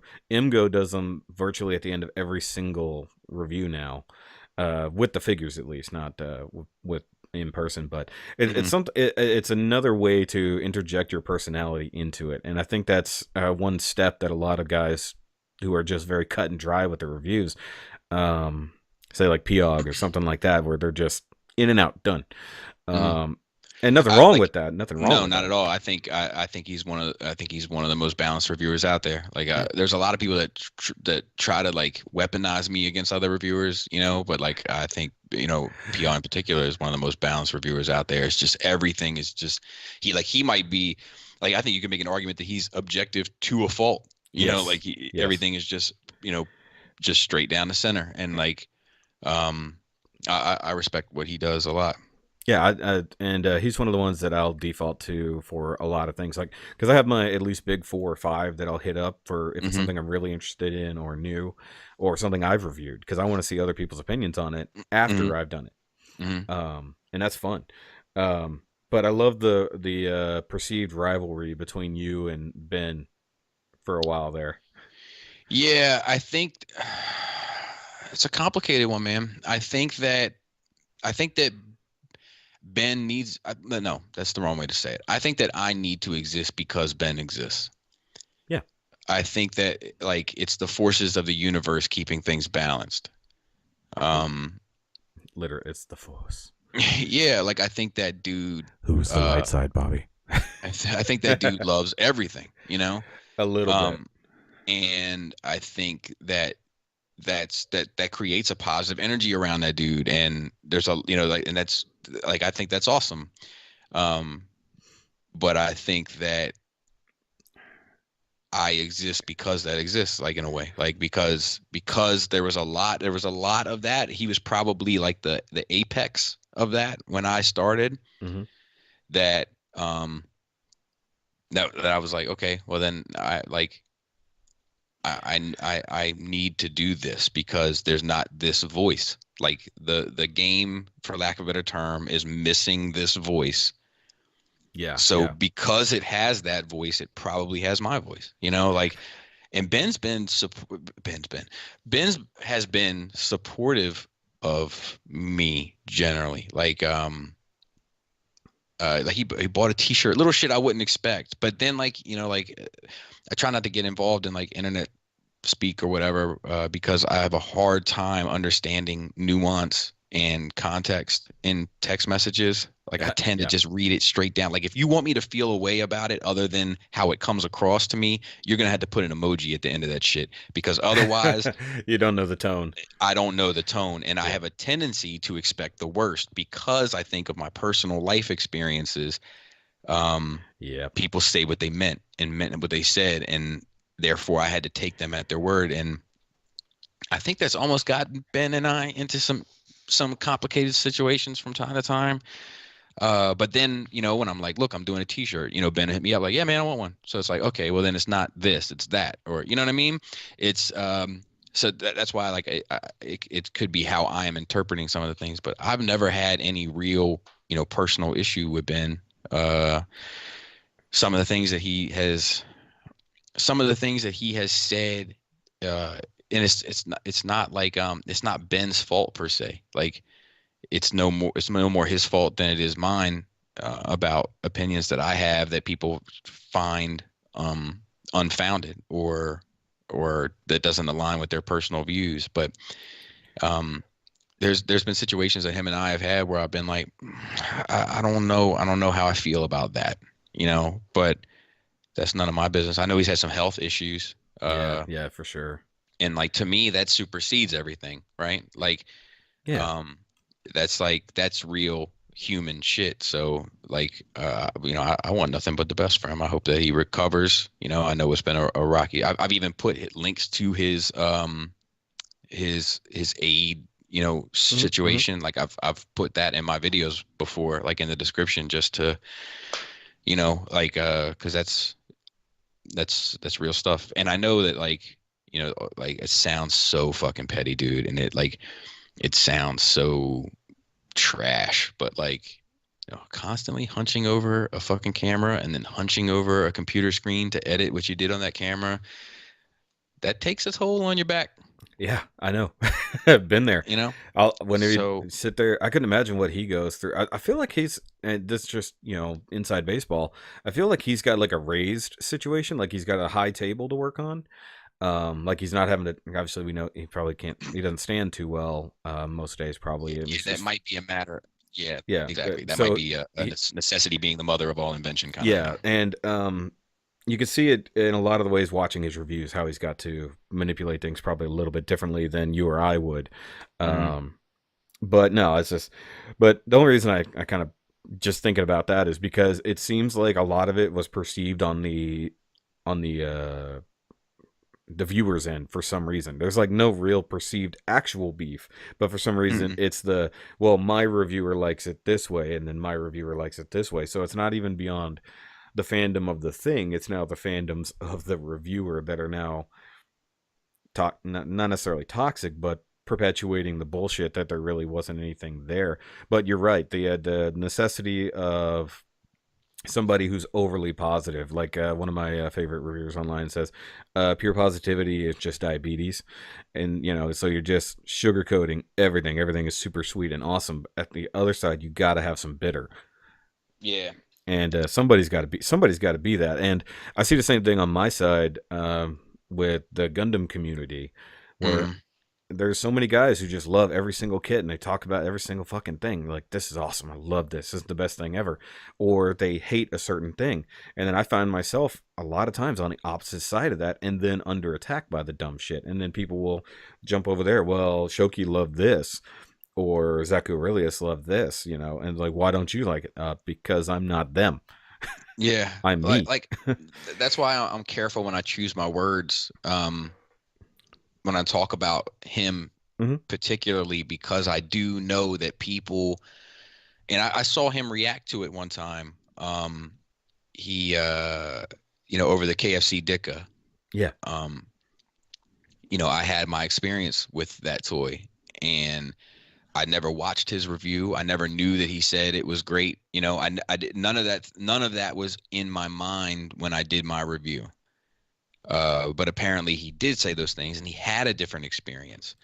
And like he put up a video where he was like showing his standing, and I'm like, man, like this is him having to respond because he's probably getting inundated with my shit, because of my experience. Yeah. And I never wish that upon him. And like I don't want anybody to use me really to dog somebody out. That's not really my bag. I'm very capable of fighting my own battles should I need to fight them, and that's not really one that I'm fighting.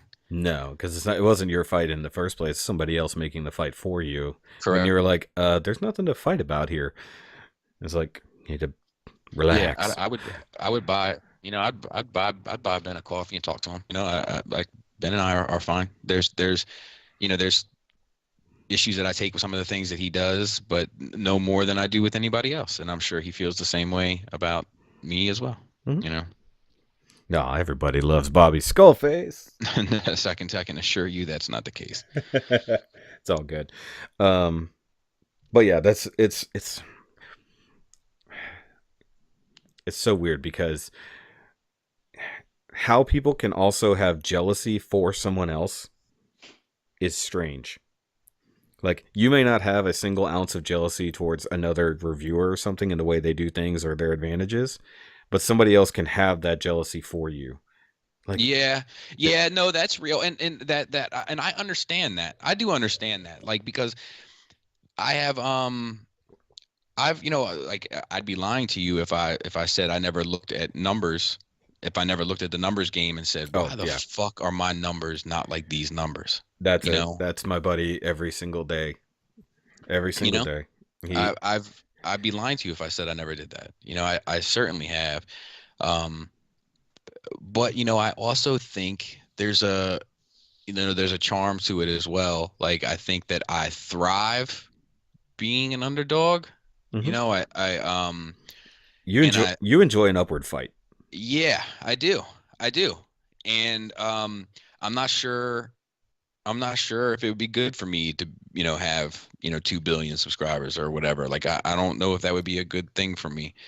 And You don't do you I feel think like that, do you feel go you'd ahead. end up with an inflated ego if you grew a little too No, big?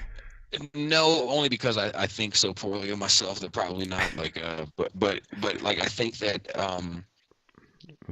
I think sometimes I think I thrive with the challenge.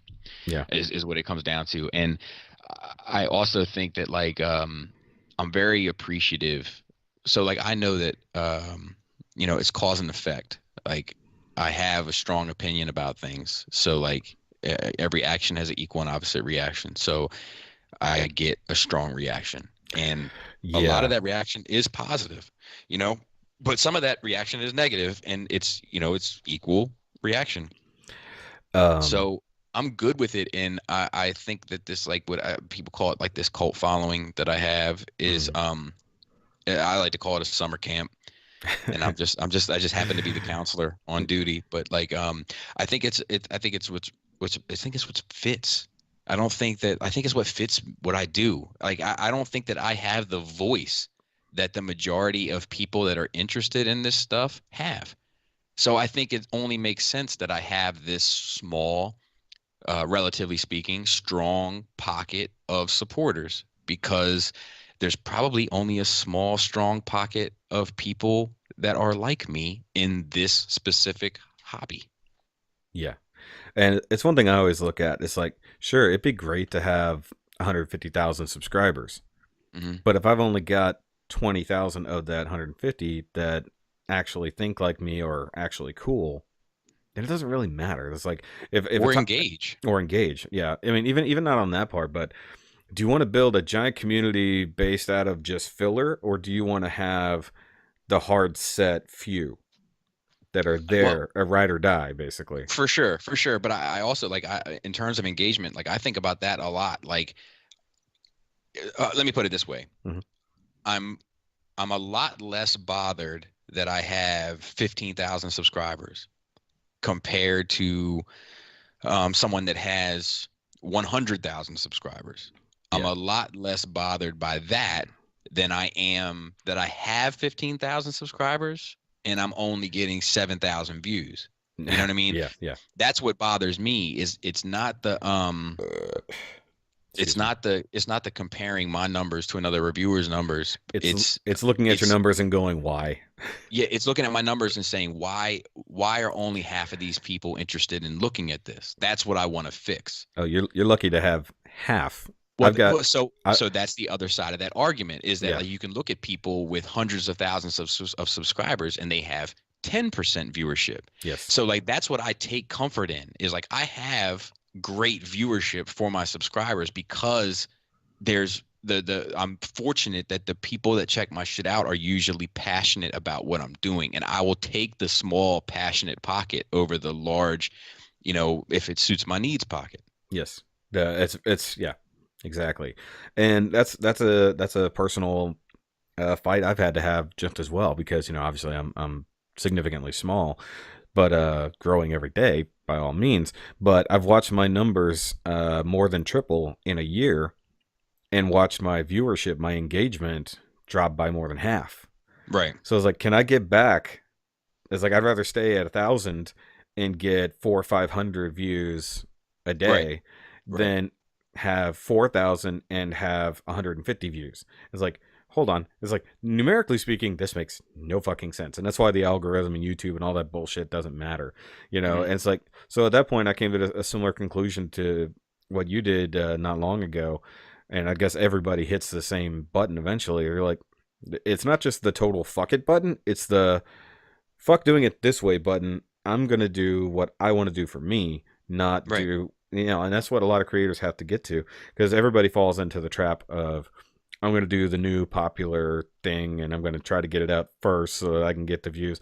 Fuck that. Yeah. Get it when Yeah. it's get it when it's done. Yep. Have the Yep. people watch it who are going to watch it, cuz I sit back, like, I do Master Grade Mondays almost every Monday. In the last Hmm. couple of years, I've tried to maintain that just every fucking Monday. I gotta have this shit out, regardless, as long as it falls into that category. Hmm. And then I realized last year, it's like, shit, I'm not making that numbers happen. People aren't watching my shit. And Right. so when I did do it, I was watching the numbers start to dwindle. And then, Yeah. like, this year, where I've flipped it and I'm like, okay, I'm gonna put out what I can. I'm not gonna kill myself to do it. I'm gonna do what I gotta do, and I'm watching my numbers start to go back up. Yeah. I think that it's passion. I mean, like, I honestly, dude, like, there's very few, like, I did all those. I used to do a review a day. Yeah. Like, I was doing a review a day for months. Every day I had a new review, and it could even be years. Mm-hmm. Like, it was a long stretch, and I mean, there were some times where I had to put 2 videos out a day just because Too much content. You just got to get it just out. I had to get it out. That's me right now.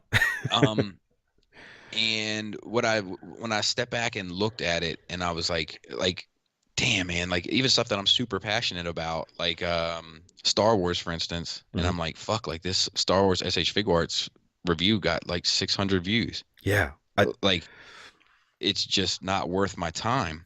I did the same thing. It's like, okay, I might enjoy this and everything like that, but then if nobody else is watching it, or something I bought into, and then it's not even getting the views, why did I do that? Correct. So the struggle became for me is I don't want to do nothing but Transformer reviews, you know, because like Transformers is only like, honestly, it's a tiny window. It's a small portion of my interest.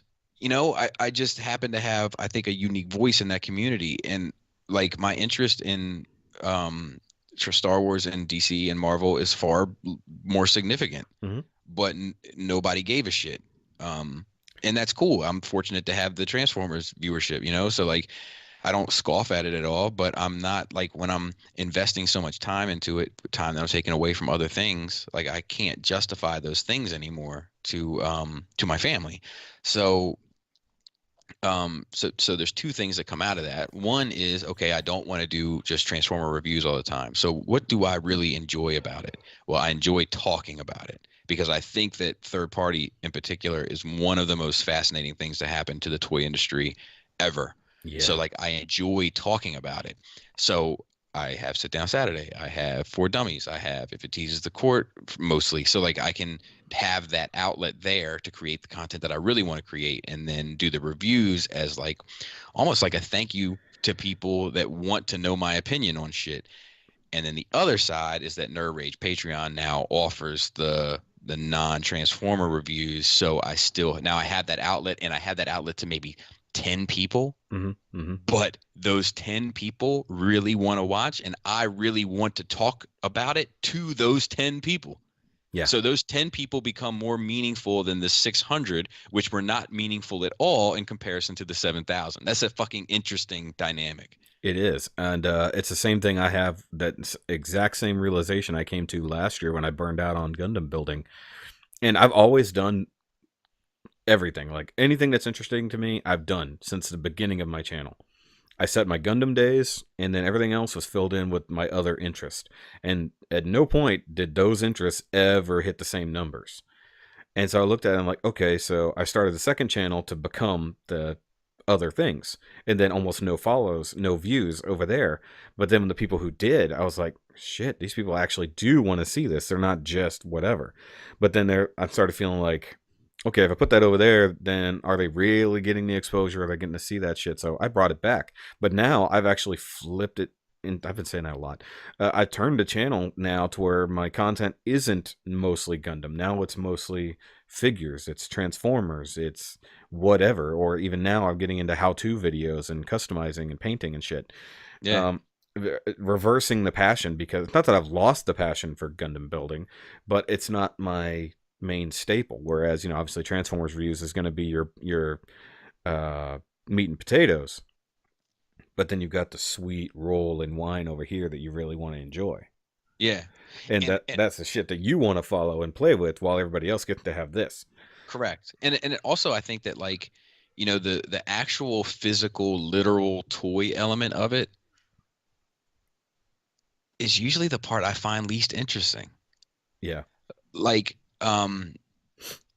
people hit me up like a lot, like PMs or DMs and whatever the fuck, emails, what have you, and they want to talk about a toy, you know, but like I talk about toys a lot. Yeah. You know, so like I just you know, and I'm not trying to dog him, but like I appreciate people even being interested in fucking what I had to say about it. But, you know, somebody would be like, should I get X or should I get Z?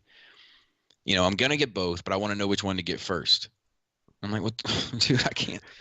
I mean, I this one, that's the answer. Flip a coin in that case. You know, it doesn't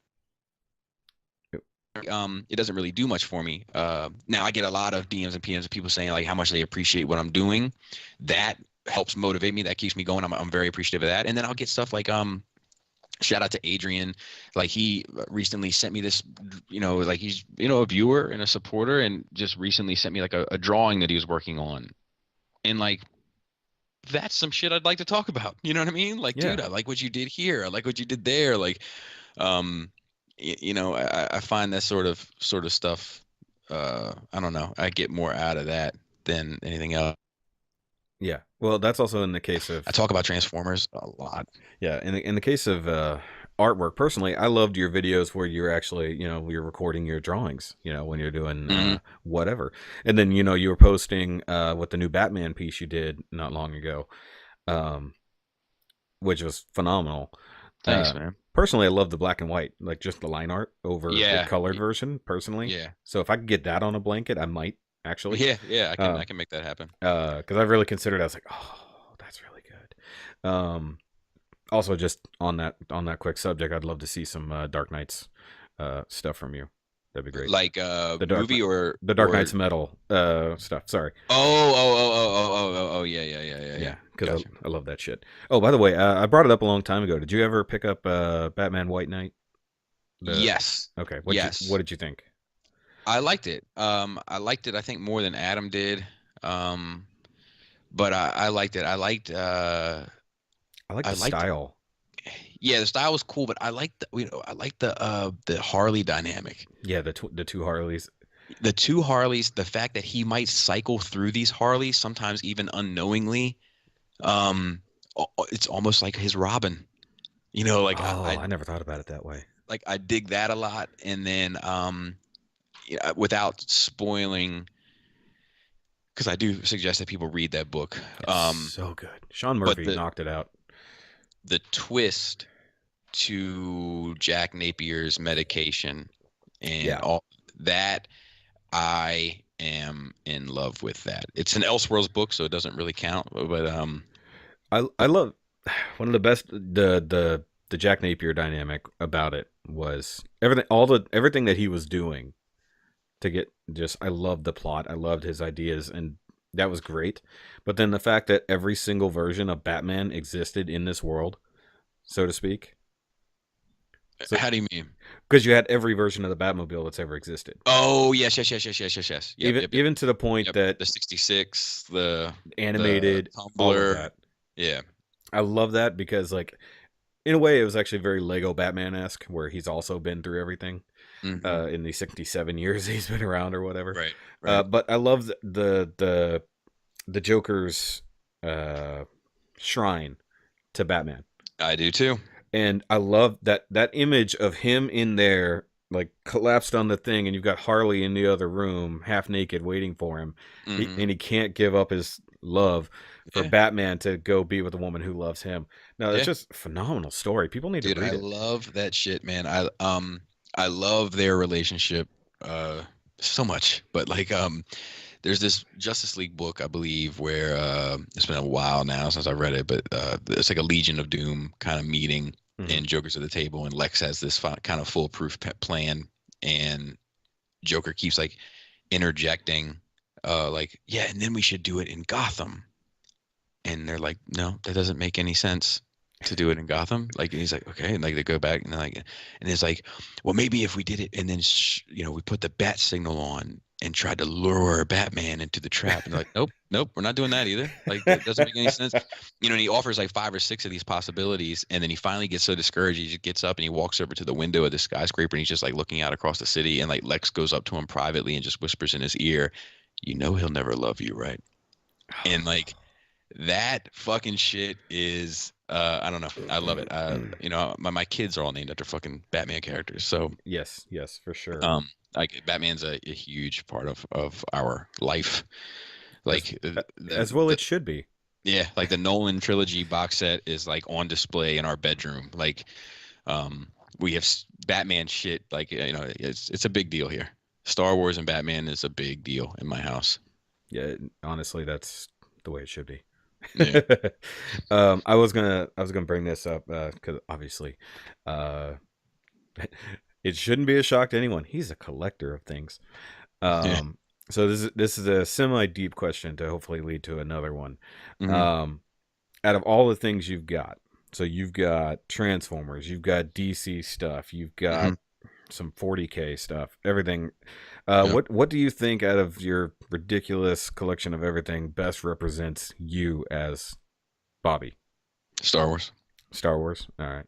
Yep. Just the because I've seen I've seen the definite passion with your dioramas and everything like that. Yeah, well, I guess that best represents you know, my collecting, like all of it. Like, you know, like I don't have this filter like with Star Wars that I have for everything else. Like with DC stuff, right? Like I looked at like the multiverse figures, and some of them are like speak directly to me with certain comics, like especially when they did like the Frank Miller stuff. I was like, man, this fucking shit is cool. And I just like, but I was like, you know what? I don't need that.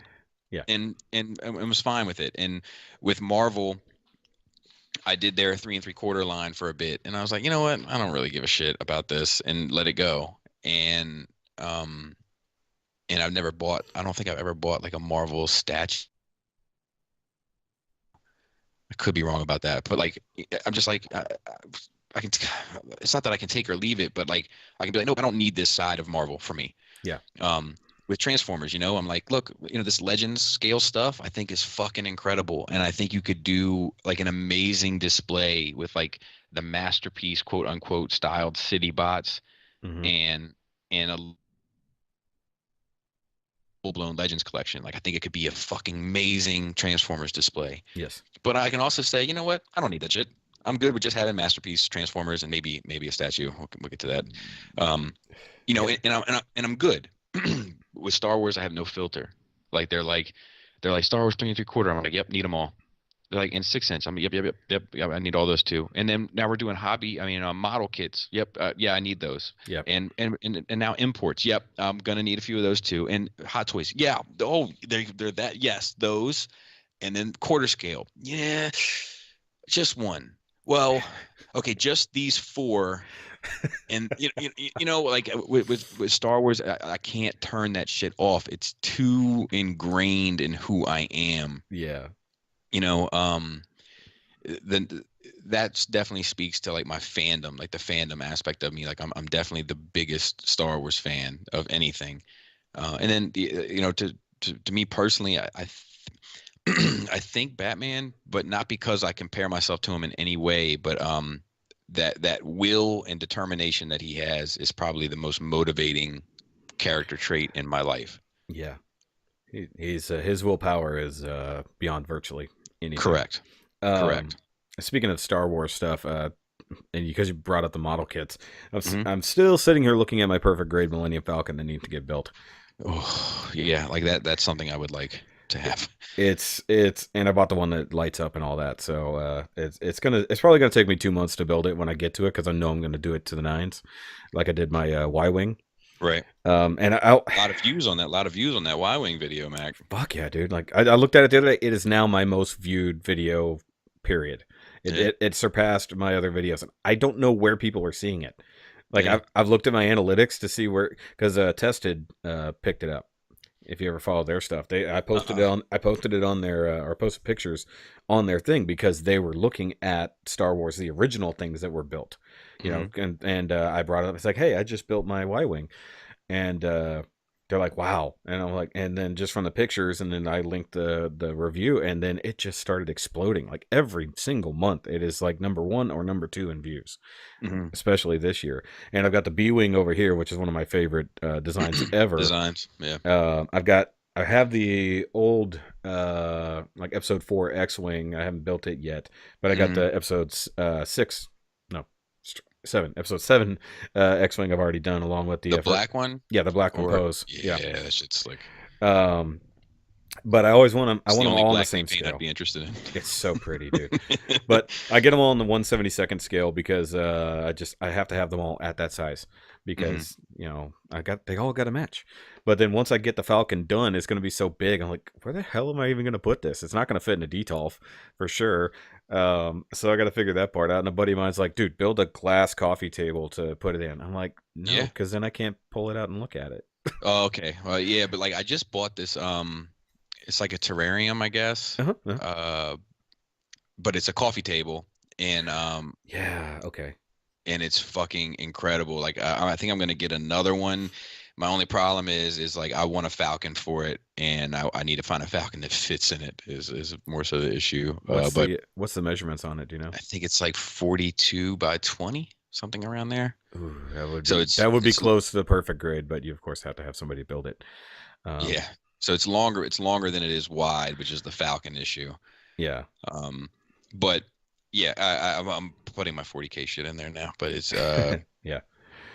but yeah, I love the fucking Falcon, man. The Falcon and the Batmobile are like my two favorite, two most like, iconic things. They always make me feel good. Like it doesn't matter. Like I could like the Solo movie. I've kind of just recently come to terms with. Like it's probably my least favorite Star Wars movie, and I never disliked it, but it never made me feel the Star Wars feeling. And I just watched it at the top of this year, and I liked it a lot better the third watching. But was it? Do you think it was the fatigue that got you the first viewings? No. I think it's that I think it's very safe. Yeah. And like I say this all the time, but I think there's a big difference between doing Star Wars and growing Star Wars. True. And I'm much more of an advocate of growing Star Wars than I am of doing Star Wars. And I think Solo is a lot of doing Star Wars. What about the Mandalorian show that's coming up? You think that's going to be in that category? So that one I'm gonna watch it, of course. But like we had this conversation on Nerd Rage recently, and my issue with the Mandalorian is. And I'm prejudging, obviously. You know, I have no fucking clue. It might be the greatest thing that Star Wars has ever seen. But my issue with it is that I just don't give a fuck. Like, there's nothing to care about it. Yeah, like I just don't like. So you're gonna tell this story between 6 and 7, perfect. And we're gonna get Jon Favreau to do it, perfect. And it's gonna be live action, perfect. And we're gonna do it about Mandalorians. You know, like. I think I have enough information on the Mandalorians between Clone Wars that like I don't feel this gap. Like there's so much of a gap between 6 and 7 that I want fleshed out, and the Mandalorians are zero part of that. I don't think it's necessarily a bad choice. Mandalorians look cool and all that shit, and you know they have a fan base, of course, but it's just not what I'm interested in regards to it. I'm much more interested in the political climate after 6. And the Jedi and the Jedi situation after 6. Yeah, how Luke rebuilt the Order and everything like that. Plus the turmoil left of the quote unquote Empire and the new Galactic Senate and all that. Yeah. No, for sure. I would love to see that. I need scratched. Yeah, that's a scratch. Yeah, scratch. That's an itch a lot of people have for sure, because 7 left you with that. You're like, okay, hold on, wait. We've gone from what we know they got their shit wrecked on both sides of the conflict, and so everybody rebuilt, and now we've missed that, and now we're going back to the shit is wrecked again. Like so basically, what you kind of want a prequels again, so we can see how we got there, but we don't need 3 movies. Exactly, because just like I was saying, like 7 is kind of in that same pocket for me as well, where it's a lot of doing Star Wars and not a lot of growing Star Wars. You know, it's very safe. It's very user friendly. It's it had to be though. 7 had to be. Maybe 8 didn't have to be, which is why I think they made the choices they did. Correct. But also changing directors does that. Yeah. But I think that's why I enjoy 8 so much, is because like it just feels new, and I think it grows the lore in depth. And like there's issues that I have with 8, like there's issues that I have with fucking every Star Wars movie, maybe with the exception of Empire, but I mean it's one of my favorite Star Wars movies because it's pushing that boundary that I feel like so many of the best Star Wars films have done, is push the boundary of what Star Wars can be. And that's for sure. And you're right. 7 didn't do anything new. Well, they did and they didn't. Movie wise, they didn't do anything new. Right. Characters they did, but yeah. Hey, but they at least let us keep the Falcon.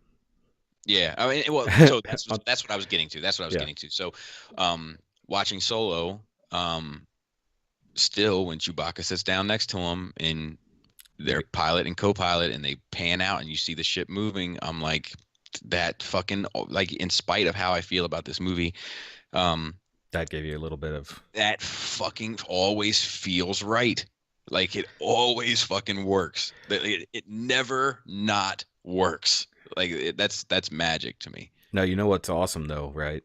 The cockpit scenes. I don't know if you Mhm. know this or not.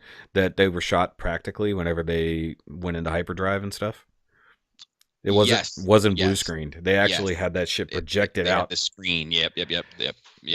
That's something they've never done. Really, it's Yeah. like I want to see that kind of shit because you're seeing the genuine reaction of the actors to what's happening in the scene instead of them staring at a green screen and reacting to nothing. And I was Yeah. there were those moments in Solo is what it is. Hmm. And that's all it ever had to be. Whatever it may have flubbed with timelines and things like, who cares? But it has those moments that you go, this is Star Wars. Hmm. This stuff over here, not so much. But this is Star Wars. A lot of people had the problem with Rogue One, but to me, Rogue One hit that more. So Rogue One to me is the best. Is like the good balance. So, like, you get, your big planet destroying thing, and you get your small of teamwork, making the galaxy a better place. Like, you get all those things that kind of make Star Wars Star Wars. So that's just doing Star Wars. But the fact that there was like these like rogue, I shouldn't have said that word. Like, this is a little repetitive, but there's these small offshoot fanatical bands of rebels that the rebellion had to tie in, like, and rein in and keep tabs on. Like, that fucking fascinates me. The fact that the rebellion had these like black ops organizations, like, that fucking fascinates me. That you can see the bureaucracy within the rebellion that, we imagine continued into the Republic and was still kind of present from the remnants of the old Republic. Mm-hmm. That is growing Star Wars. All of those things help grow Star Wars. And that's the type of, like, I'd be much more interested in a show about Saw Gerrera and well, just call it Two Tubes because that's what I really want. But just, I'd be much more interested in a series about these fanatical kind of, extreme groups of rebels Mhm. than I am about Mandalorians finding their way after a conflict that had nothing to do with them ends. Yeah, that's true. I mean, The Mandalorian just going to be it's going to be a Western. It's really all it's going to be. But no, you're right. That would be great because it's the scoundrels really is what we all want to see. Yeah, Like, yeah, exact. Scoundrels and Jedi. That's what yeah, I want. yeah. Like, Give us more Jedi, give us more scoundrels because I think Cassian from Rogue One was like the perfect example. Like, okay, on the surface, he's like the company man for the rebellion and doing what he's got to do, and then he's getting the information from that guy and then has to kill him because he's gonna get him caught, and we can't have correct. him get caught too. And that's when you realize, oh, this is different. Like, Correct. this is not the squeaky clean white ship rebels that we're normally used to seeing.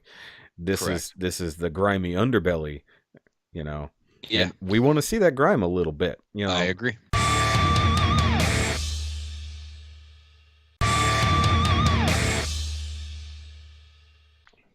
How's the kids? Oh, they're great. Awesome. They're great. All right. Only got a couple more questions to lead on here, Okay. but because I figured you got to go soon.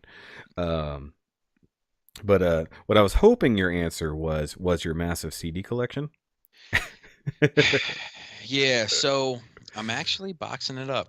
Yeah, I had a feeling you might eventually for space reasons. Yeah, I am. I just started recently. It's sad, my CD collection. It never did what I wanted it to do. Like, I have over 10,000 CDs, Mm-hmm. and even back in the day when I only had a few collectibles, like I had a few Kotobukiya statues and MPO one. That's all I had.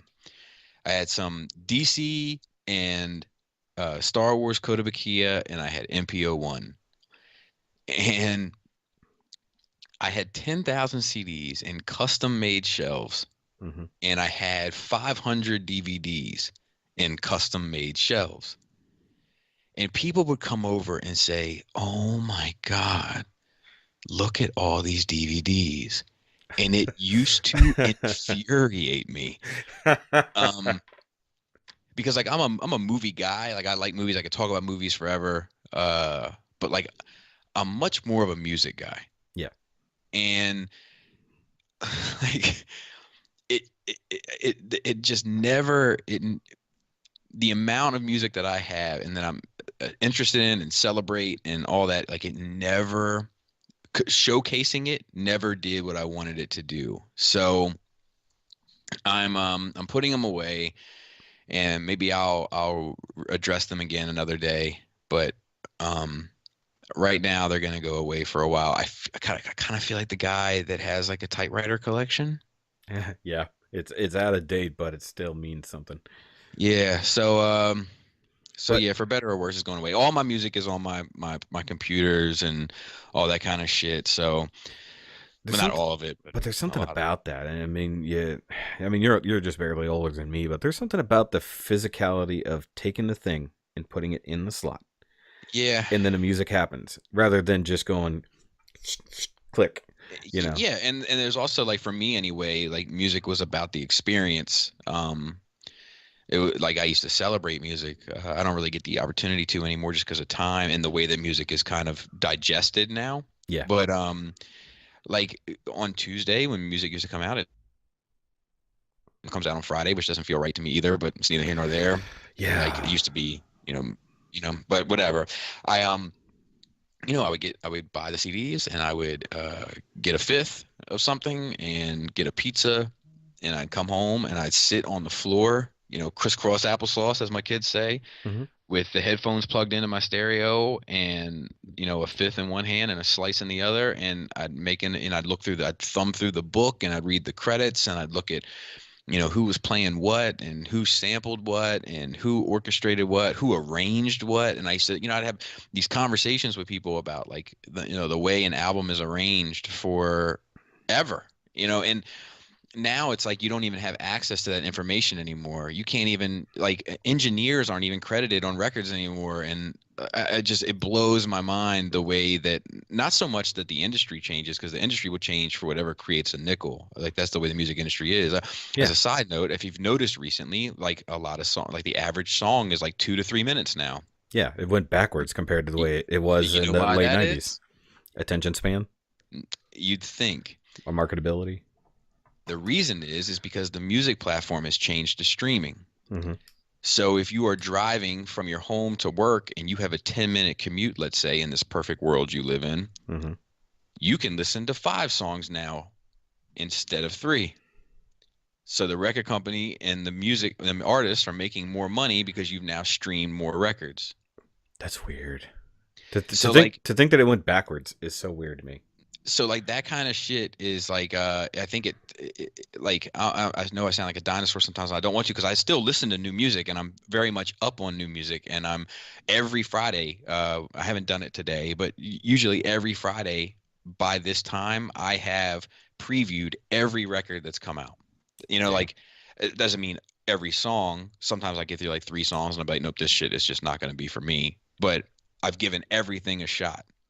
And within rock, alternative, R&B, pop, and hip hop, like I cover those bases. And so like I still buy shit. There's an artist out right now, this guy St. John, who like I haven't been as passionate about a new artist since I was a young person. So like I'm still up on new shit. I just don't like the way that music is presented now. Because it's not. It's cheapened. They've cheapened it. Yeah. Well, it's like you said, it's the way it's digested now, or ingested realistically, because it seems like nothing gets digested; it gets just shoved in. Same thing with TV shows, binge watching, things like that. You want it now, you don't want to wait. Yeah. There's no anticipation. Like if you knew the new album for your favorite band or group or whatever was coming out on Tuesday, you were going to be there as soon as that door opened, so you could grab it and throw it in your CD player as soon as you could, or tape deck, people, if you remember way back when. I know you do, obviously. Oh, for sure. If I had all the time back that I spent waiting for a record store to open at 10 a.m., I could produce a whole month's worth of content. But you know what's crazy though is that there's the passion for that is still there because record store day is still a thing. Yeah. And there are people who do celebrate it though. I mean, for sure. If you have the time, people do it. Yeah. It's just not what it used to be. No, which is fine. I'm willing to adapt. I just don't like. I think at the very least, they should still include, an album booklet. You should still be able to know who engineered a record. Or at the very basic level, lyrics, for the love of God, especially for some new music. Lyrics and production and I think that my personal view is that engineers are kind of the unsung heroes in all of it, for sure. And I those people should get credit for their work. Like, who the fucking key grip is on fucking Avengers. Why can't you know who the fucking engineer is for I was about to say that. If you see a movie credits now, especially a big budget Marvel movie, for instance, you legit have 18 minutes of credits for the 2,500 people who worked on it. Right. You might have 6 people who worked on an album, and the only person who gets any credit is the singer. Correct. And you don't know anything else about it. That is a bummer. And because obviously the CD collection is just the bare edge of your music passion. But that's one reason why I brought that up though, because it while it is a collection, but like it's kind of, do you see it as like in a way of like you growing up, like this is you through the years as the music evolved and came with you? Yeah, definitely. It's definitely my biggest collection. It's my biggest collection. It's the one that's most reflective of who I am personally. If you were to extrapolate my shit from my wife's shit, yeah. So a lot of my wife's shit I love, but sometimes I'm like, no, this is all you, baby. But we share, or like Tori Amos and Florence and the Machine and all that. Like I dig all that, and that's her jam. But she also likes Lady Gaga, and like that just doesn't resonate with me, and it's not because it's like pop bullshit or whatever. Like I like pop bullshit, but I would rather listen to Britney Spears than listen to Lady Gaga. That's just my sensibilities. But yeah. Like some of that shit, like if you were to like look at my collection and be like, man, he said this is a reflection of him, but there's a lot of Lady Gaga records here. Like that probably wouldn't be. Yeah, to extrapolate the wife's exactly. The wife's personality out of that. Exactly. But no, y'all are blended now, Bobby. There's no there's no you truth. and us. Yeah, there's some truth to that. Like I can probably recite lyrics to fucking, Ellie Goulding or whatever her name is, and what you call, even though it's not necessarily my particular taste. I can hum along to Lindsey Sterling, even though I would never listen to that shit on my own, just because I hear it enough. But the one thing is, you at least recognize talent where talent is due. Definitely, yeah. Definitely. I always think when you talk about music, whatever the topic is, should always be split into two: your objective, and then your favorite. Because I think those are two different conversations. Yes, for sure. Well, favorite obviously comes in the subjective category. But looking at something, and I had this conversation with Josh, because he's a massive music head as well. Mm-hmm. And because I was telling him about this a cappella group that I love. They are some of the most talented singers and whatnot I've ever seen in my life, regardless of genre. But because they're flavored country, Josh doesn't really necessarily ever want to give him a chance because he's not a country guy. And that's fine. You like what you like. But I told him, I was like, dude, okay, go check out these couple songs. You may not have to enjoy it, but look at the raw skill of these motherfuckers. Mm-hmm. Because there's one dude, and you're a music guy, you should understand this. He has a 5-octave range, 5-octave plus. Mm-hmm. So he can sing the lowest lows, and including doing deep booming bass with just his voice, and then he can go way up into falsetto.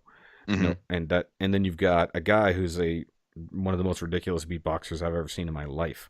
Mm-hmm. And like just this massive group of talent, regardless of what they do, they push the envelope with it. Yeah.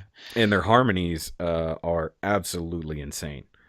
Yeah. Like You know, I just like I have that, I bump into that too. I think with music that's like that seems like culturally specific, Mhm. like country music Yeah, and rap music and probably even metal to an extent. Like for I sure. think that it can be a harder sale to people that don't necessarily affiliate themselves with it. But like, you know, country music isn't my bag, but I like country songs, Mhm. you know, and I don't fucking shy away from it. But a lot of the country stuff that I like tends to be older or more bluesy.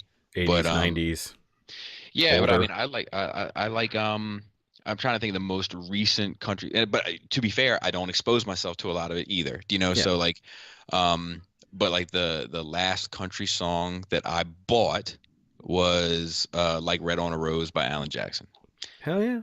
So like, you know, but that has more of a bluesy feel to it. I think I'm attracted to soul. Yeah. So if Yeah. there's soul in the record, there's a better chance of me falling in love with it than if there's not. So I tend to like you know, like Red on a Rose by Alan Jackson or um Selfish by St. John or certain R&B records, D'Angelo, for instance, and then even when it comes to rock stuff, like you know, I tend to align myself more with like your Trent Reznors and your Maynards because of the soul in Yeah. their music, you know, and that's I think what my main attraction to is musically is the soul. What about the likes of Corey Taylor? I I'm not educated enough to have like a specific opinion. I would say that nothing has uh I haven't fallen in love with anything. I got you. The only reason I bring that up is because very, very recently, as of the last couple of days, Corey Taylor is massively opinionated, and he loves to run his mouth, Mhm. and doesn't give a shit, which is amazing. He's like, Right, he didn't give a right. fuck. And he was talking about comparing Imagine Dragons to Nickelback, basically saying they are the new Nickelback. They're the new hotness, but people are fucking sick of them because just it's overplayed, it's overdone. Like, you guys Mhm. might be good. Not saying that you're not talented or that you're not a good musician, but like, dude, you're it's too much. And there were a lot of people coming to defense. I was like, they're not Nickelback. Nickelback sucks, and this, that, and the other. It's like, yeah, but think about why you think that versus like, is that an actual opinion or is that whatever? But Yeah. and then they're attacking both sides realistically, and it's like, yeah, but you got to look at it objectively. Like, he's not looking at it as an opinion of the artist. He's looking at it as an Right. opinion of how they're accepted. Yeah, and how they'll be remembered. Yeah, and I it's like, think it, I've caught a lot of their big records, and they have a really big record recently, like within the past 6 months. yes, their Like an last one was huge. what was the song? It was like Inescapable. Something like that. Imagine or Imagination or If you hadn't said anything, I would know it. But but yeah, like you're you right. know, You're right. but yeah, I think that song is cool. That's how I feel about a lot of their music. Like I like the song they did for the Transformers soundtrack, Hmm. you know, but I think that like sometimes it seems like I guess like if you put sauce and bread and cheese together, I'm I can enjoy it. But it doesn't matter if you wrap it in half and call it a stromboli, or if you bake it in a brick oven, or if you heat it up in a microwave on top of a cardboard box, or if you wrap it in a cylinder and you call it a hot pocket. Like I still know what it is. You know, like it's like I feel like they use what while I enjoy their like the big songs that hit, which is the reason why I say I'm not that educated because I haven't really exposed myself to their catalogs. Hmm. I've heard so much of their radio music. Um, I think that like they always seem to make music that they think, not necessarily that they think, but that they almost know works. Yeah. Well, this was my You argument. know, It's the mass marketability versus the niche. And it's the thing, it's Mhm. the commercial success is what it's hitting at, because you can be an absolute success as an artist without have selling 30 million records. Yeah, and I think, and you know what, I think the inverse is true as well. Mm-hmm. Like, I don't think that um I don't think that like huge record sales make you any less of an artist, and I don't think that the lack of huge record sales make you any more of an artist. Do you know what I mean? Yeah. And vice versa to both. Yes. Because Like, that's my argument for 21 Pilots. yeah, I use it for like Beyonce, for instance. Hmm. Huge artist, um, has a ridiculous sales history. Um, but and I'm not even that big of a Beyonce fan. Like I like some songs. Like I like some songs from Imagine Dragons. But I think that when she does something like that Lemonade album that comes with a music video for every fucking song, and um I I don't think that just because she has a huge kind of pop culture success that makes her any less of an artist. Like I think she definitely is an artist. Yeah. Or Prince or Michael Jackson. Like you could name people with huge successful catalogs, and if you say that some of these people aren't artists because of that, I'm gonna have to ask you to politely leave. You know what I mean? Yeah, Like, yeah, yeah. um, But that's all. That comes down to the hatred of success too. mhm. Like you're too big, so therefore I need you to fail. Yeah. It's like whether you're good or bad, I don't like the fact that you're so big.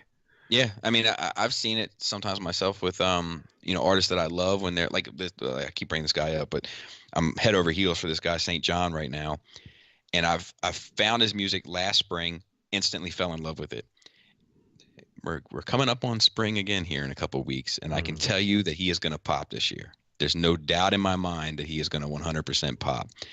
And I'm going to have to rein in my emotions of this little quiet artist that nobody knew about but me, and it was our special little thing, and now he's going to be shared with the world, and I can't write that off as I liked him when he was, Don't be the you know, hipster. Don't be the hipster. exactly. But Um, no, you're right though. It is that whole I was there when it was this big and it was awesome. And I'm glad you guys know this. yeah, But it's that you want to avoid that butt part. Like it's yeah, like but it now, used to be special. yeah, it was special You know? because only I knew about it. It was Yeah, good. yeah, exactly. It was, As long as mass marketability doesn't actually hinder the quality. If you don't change as an artist because you've gotten bigger, correct. unless it's just the evolution of your Of the art. artist, Yeah. correct. I 100% agree. Whereas 100%. for me, I thought in a way, and this is of course subjective. Corn did that. Like to me, Mhm. the bigger Corn got, the worse they got. Yeah, Like I would agree with that. the bigger Jonathan Davis's head got, the worse he became as a group. I don't want to blame everybody. But I'm saying, Yeah. to the point that people left and then maybe they come back and then sometimes it gets better. I feel like Metallica did the same thing around Oh about the time of God. Saint Anger. They Oh, dude. lost their shit. Oh, dude. So with Metallica, because Metallica's has a special place in my heart. Um, but depending on what day you catch me, will depend on whether or not I start writing Metallica off at the Black Album or right after the Black Album. That's a Like, lot of people, yeah. if you, yeah, like if you ask me today, I might be like, yeah, dude, the Black Album is fucking great, but everything after that is trash. But if you ask me tomorrow, I might say, look, the Metallica started becoming trash with the Black Album. Like it all depends on what day you catch me, because I think that's the pivotal record in their career. It's when the change began. That was the inflation. That was the Yeah, they became bigger, and correct. yeah, and oddly enough, of course, that's a lot of people's foot in the door, and then they tend to go 100%. backwards. They go backwards, but then if you get into load and reload, then you Yep. start changing things. But then to me, I'm on board all the way through S&M. Oh, really? I love fucking S&M's You some you good shit. you hung in there. Yeah, but I also went backwards. Like, of course, one of Master of Puppets is one of my favorite albums of all time, because it's gonna be. Yeah, Uh, yeah, but then, of course, I can revel in Garage Inc. I can get all over that shit on a good day. But then we get all the way up to Saint Anger, and I'm literally in line waiting for that shit because they said, hey, because of Napster and all this shit, we're releasing this days earlier than original. I'm in the door. I'm literally the first person in Best Buy. I snag that shit. I throw it in the fucking CD player. I get through the first couple songs, and then I start skipping. I'm like, no, no. Yeah. I start hearing the way fucking Lars's snare was, like just that ringing. I'm like, who the fuck tuned this? And I'm like, I couldn't listen to it. I legit have never completely listened through that album and have not bought a single Metallica album since. So I ride with Metallica up until the Black Album on a good day. Yeah. And only until Injustice for All on a bad day.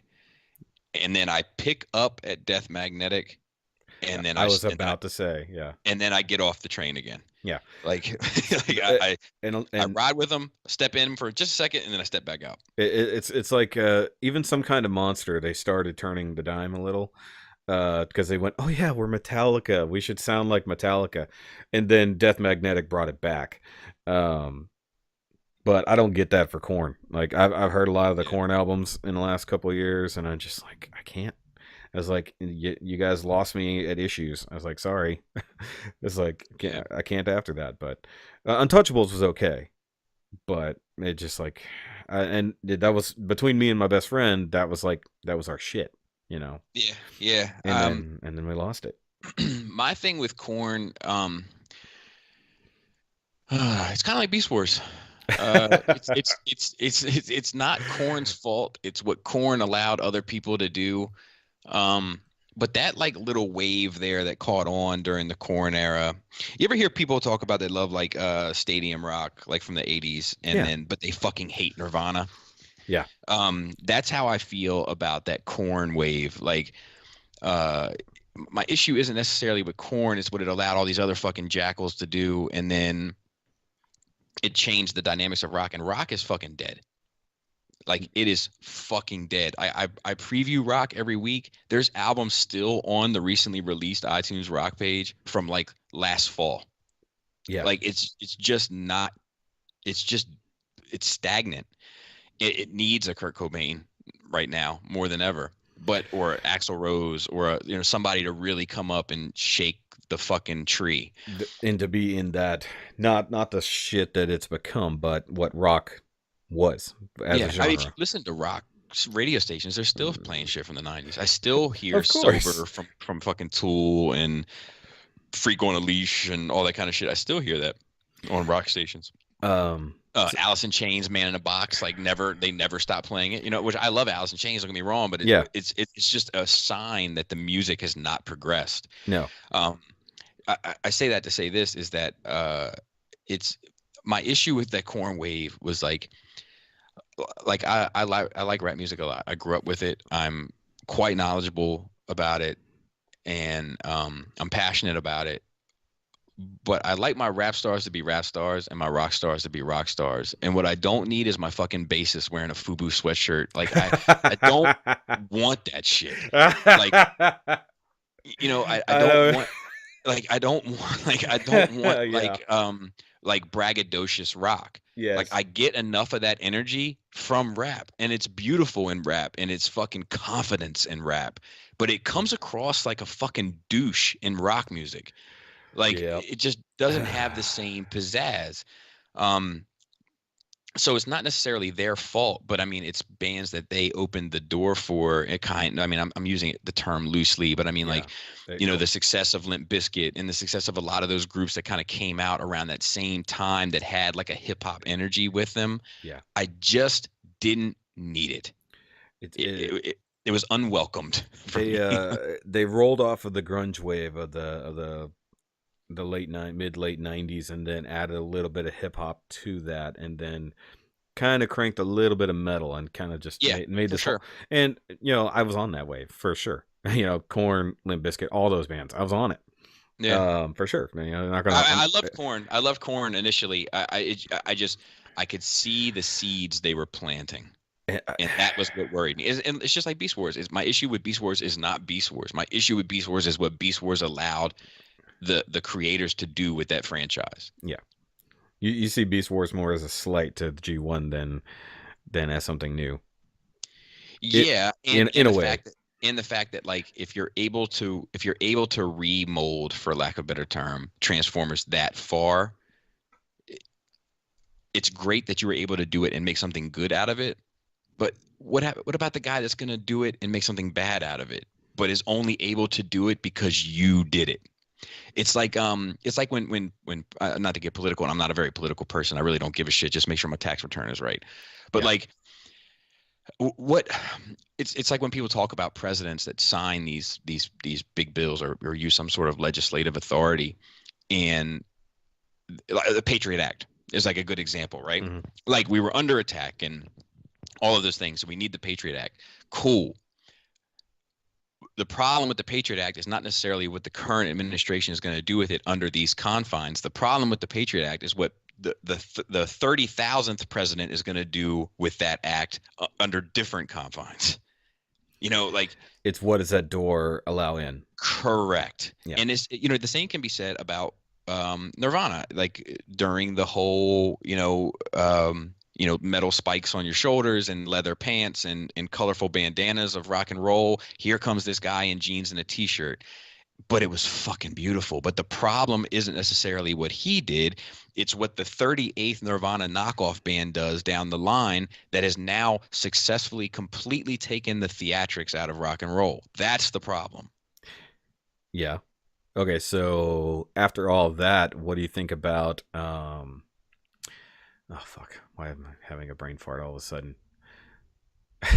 Jesus Christ. I don't know my oh, I hate myself now. It's okay. I hate myself too.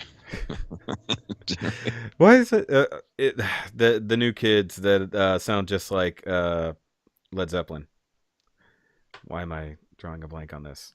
You know, yeah, I'm talking about? Not offhand, no. Okay, but the idea that I'm gonna it's gonna come to me when we're not even talking about it.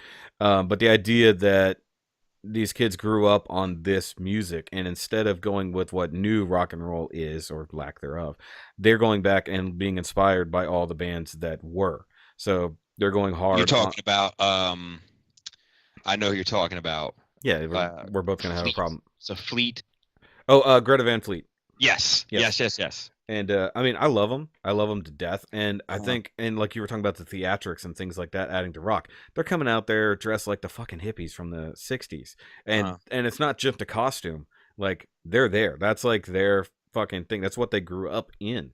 And they put that same passion that those guys in the 60s and 70s had for their music back into it, in the soul of it, in the same way. And people get pissy because they're like, you're just copying what they did. It's like, no, I'm taking the soul that they left us with and I'm reinvigorating it into the thing I love. Yeah, I think it's so I have mixed feelings on that. It's like you remember The Darkness? Yeah. Oh, so, yeah. So like I love The Darkness, right? I believe in anything. Yeah. Yeah. I can't hit those notes. My favorite part in particular is sleeping in an empty bed. Yeah. When he was rubbing the sheets next to him in the empty bed. It's like one of my favorite music video moments of all time. Fuck yes. But so it's the same thing. So while I enjoy The Darkness, I wouldn't want The Darkness to be a coin that falls that creates a new wave. I like The Darkness to kind of exist in and of itself. Now, I don't know enough about Greta Van Fleet. I don't know enough about them. Yeah. I have heard their music, and I think I am kind of indifferent towards that. I'm interested to know more, right? Okay. But even with them, I wouldn't want that to be a wave. I would want it to be a novelty thing, because my general thought is I want to see something new. Yeah. Like it's kind of how I feel about Star Wars in a way. Like I want to see the next, and I want to be interested in it. But you don't want the door open for the crap. I think correct. It's just that like before everybody fucking gets their surfboard for the wave, yeah, I want another wave to be on the horizon. Like to bring in the next era.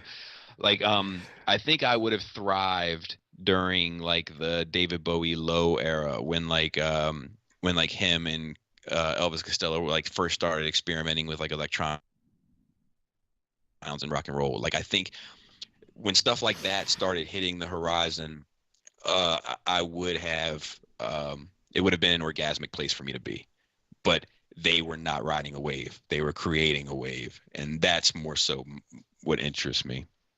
That makes sense. And then I just cross my fingers that it's one that I want to get my board out for. Yeah, no, I get you, because I think that going back to the Imagine Dragon discussion, we're getting all these new groups that are trying to capture the Imagine Dragon sound, and you just hear it and you're just like, here we go. It's like, well, new stuff is great. It's like, don't just be that, you know. It's like I said, it's like be the standout and be the only, or do you want to just be the first of the long line of crap? Well, I like this girl I've been or young lady, I guess I've been following for a while. I think she's starting to really pop now.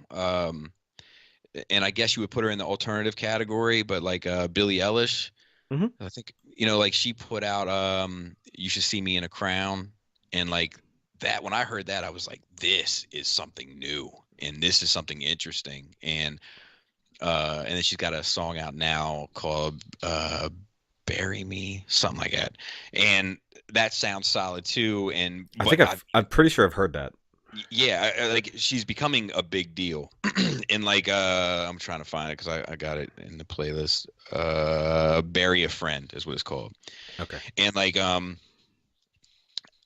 but I've seen it. I've watched it with her. She's been around for years. I've been loosely following her until You Should See Me, or They Should See Me in a Crown, whatever it's called. That's when I really was like, okay, I'm in. And now, like, just over the past month or so, as I've been watching the fucking landscape, I've seen her little square icon move from the alternative box into the pop box. It's like, and it's not her music, it's her fandom. Yeah. And it's how I think some of these streaming services are identifying the popularity and then affiliating it with the genre. But I dig her style a lot. Like I like, she has a very like breathy voice, and I like that. Yeah, and she did like the video for You Should See Me in a Crown. She's like in like baggy shorts and a baggy t-shirt, like and ends up like dancing on a stack of money, like. But it doesn't match the fucking song at all. But like it just I don't know. I dig it. I like that. Bothers me when a music video, unless it's done creatively. Correct. Like, that's what. Correct. God, it bothers me when it doesn't. If it doesn't fit the tone, I hate it. But if the video's engaging, I'm on it. But no, I have that.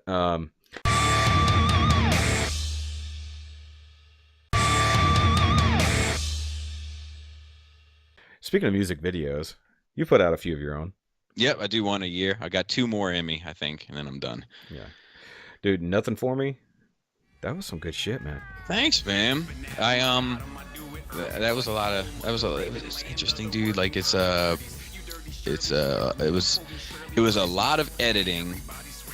Yeah, you said that was the most amount of work for the shortest amount of video. Yeah, but at the same time, like it was just different because like everything had to go as seamlessly as I could get it to go. But like, so I'd be like, all right, I need a 3-second shot from here to here, and I would literally get my phone out and start the timer to make sure that the shot was the right amount of seconds. Yep. And so on one hand, it was far less footage to edit, because I think it was like an hour worth of footage that I got down to 4 or 5 minutes. But I mean, like Smoke and Mirrors was like 5 hours of footage into like 4 minutes, and that's like a completely different undertaking. Yeah, everything that went down into Smoke and Mirrors with that haunted house and all that stuff like that. Yes. Yeah, that was a lot. I couldn't imagine. Yes, that was a lot. That was definitely the biggest one I've done in terms of like time and energy. But yeah, Nothing For Me is different. It's cool. I like samples, so I've never used one in anything for the channel because I didn't want to deal with the bullshit that I kind of had to deal with from Nothing For Me. But yeah, I dig it. I got one more, I think, this year. I'm gonna because the first one was kind of about being critical. Well, not critical is the wrong word, but discussing the reviewer landscape at the time. Mm-hmm. And the second one was about like internet trolls. And then the third one was about the kind of community. And then the fourth the business practices of distributors. Yep. And then Nothing for Me was about, kind of my viewership in a way, and then, or an element of my viewership, I would say a slice of my viewership. And then I think it's time this year to turn the eye inward and be a little critical of my choices and what I've done. And so that's going to be it. And I think I'm going to get shout out to Kincaid. I think I'm going to get he's in the community, and he has got a podcast, Blackout and Shout, and I think he's going to do some guitar stuff on it. So ooh, nice. It might be a little different this year. Yeah. And at least in the past, you've used samples from your own songs as your like intro music and stuff like that for your videos. Correct. Correct. And when you, I personally, whenever you switched over beginning of last year, I was like, oh man, I miss the old one. Yeah. Bring it back. Yeah. It's so good. Hungry was a good one. Yeah. Yeah. It's like I retroactively, like after Smoke and Mirrors, I started going back and I'm like, oh man, that's some good shit. Can you look back at it and go think about your mindset then, or do you just go, what the fuck was I thinking? For the music or for the videos at the time? Or the video. I'd say the music itself, yeah.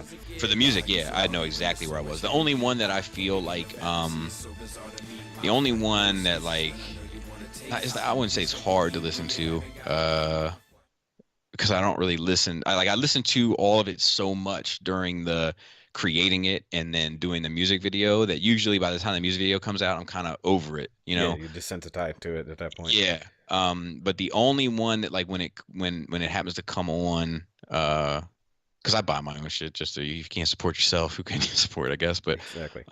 The only one that when it comes on, I'm like, if I could do this one over, I would do it over, is Solid Unit. Yeah.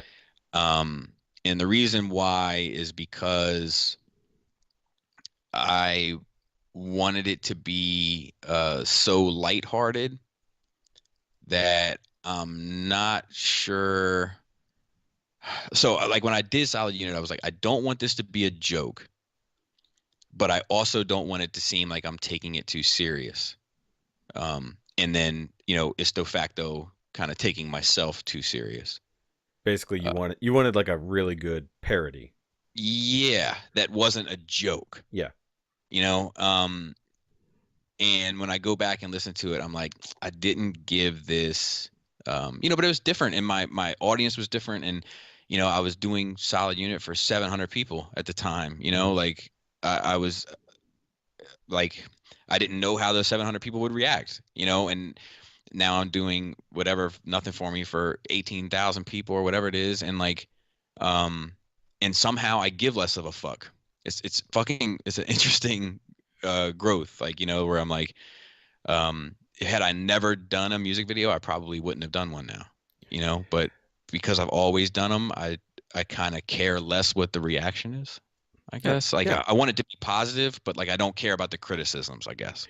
Because when it was 700 people, you can imagine seeing the 700 faces who are viewing. When it's 15,000, you're still like, shit, it's still 700. I don't care, Yeah, well, I think that like when it's 700 people, like you want to keep every one of them, you're like, and you don't want that one person to be like, I'm out. I thought this was a toy thing, and now you're doing songs, like that's corny. I'm out.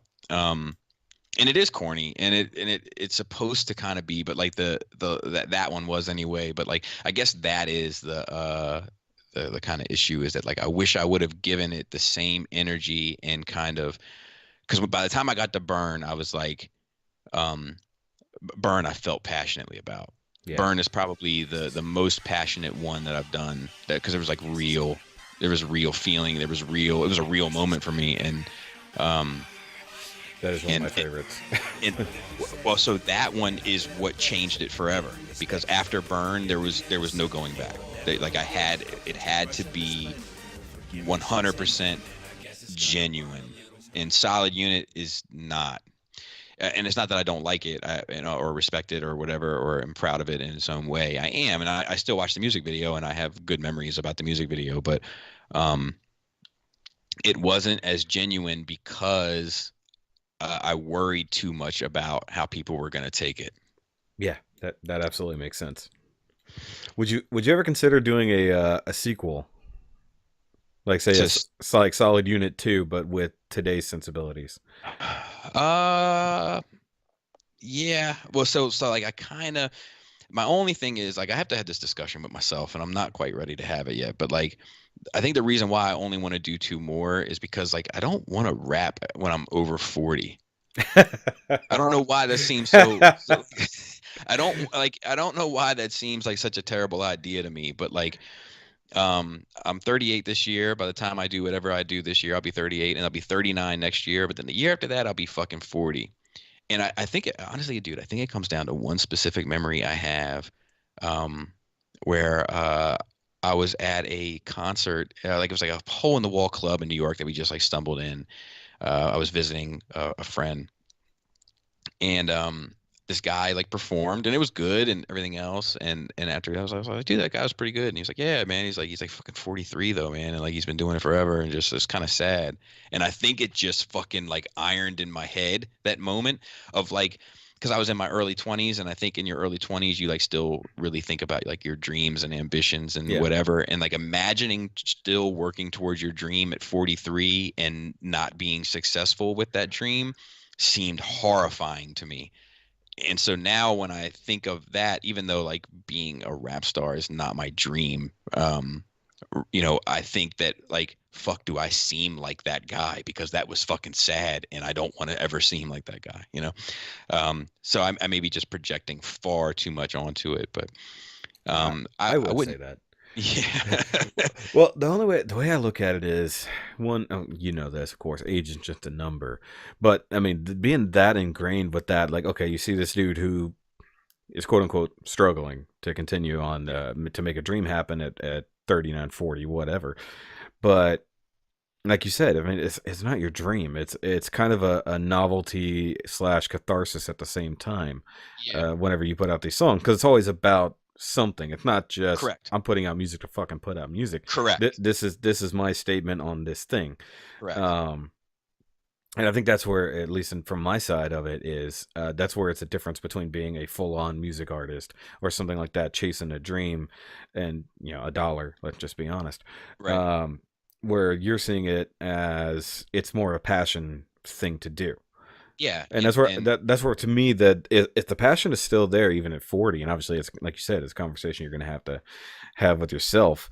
Uh, if the passion is still there to do it, obviously the number isn't going to matter. And I look at comedians when I think about that because, yeah, I think comedians are different though. Do you know what I mean? Like, but they are and they aren't, because they're still putting in the same passion into the thing, and they're still getting up there. They're still doing it. But a lot of people yeah, be like, "Well, motherfucker's been up there for 40 years. You'd think he'd be a success by now because he's playing a 180 seat room." It's like, yeah, yeah, but the same dude who's doing a 180 seat room is doing that because he wants to feel the closeness to you in his set, yeah, versus he could do stadiums. He can yeah. and does do stadiums, but like it comes down to that 700 versus that 15,000. Because I if you put the same effort into both sides of it and the passion is still the same, then the age and how long you've been doing it doesn't matter. Yeah, I think that like I think that when I had to cross that bridge, the questions I'm going to ask myself are: one, do I still have something I want to say? Um, two, am I comfortable saying it? And three, do I want to say it? And if all those things line up, then I'll probably kind of continue doing it because I do enjoy it so much, and I enjoy the editing. Oh Like I yeah. have the most fun editing music videos that I do anything else. Like I told my wife last year, I was like, I'm fucking 37 years old, but I finally found out what I want to be when I grow up. I want to edit music videos, and unfortunately, it's too long. It took too long to figure that out. But I think I'll have to ask myself those questions, and that's it's another nice thing about the mask, right? Is like the mask is ageless, like the Hmm. mask never ages. So um You're like Batman like that. yeah, so but like when I'm editing it and like I'm going through the footage and like there's this scene of me walking out and I've got this like mask curled up over my forehead and I'm getting it ready to pull it down to do this shot or whatever. and like the music is playing through my phone or through somebody's speaker in the background, and like I'm like, dude, what the fuck are you doing with yourself? Yeah, yeah, dude, So like, yeah. I don't want to have that moment. I don't want to feel like I'm overstaying my welcome in that moment, I guess.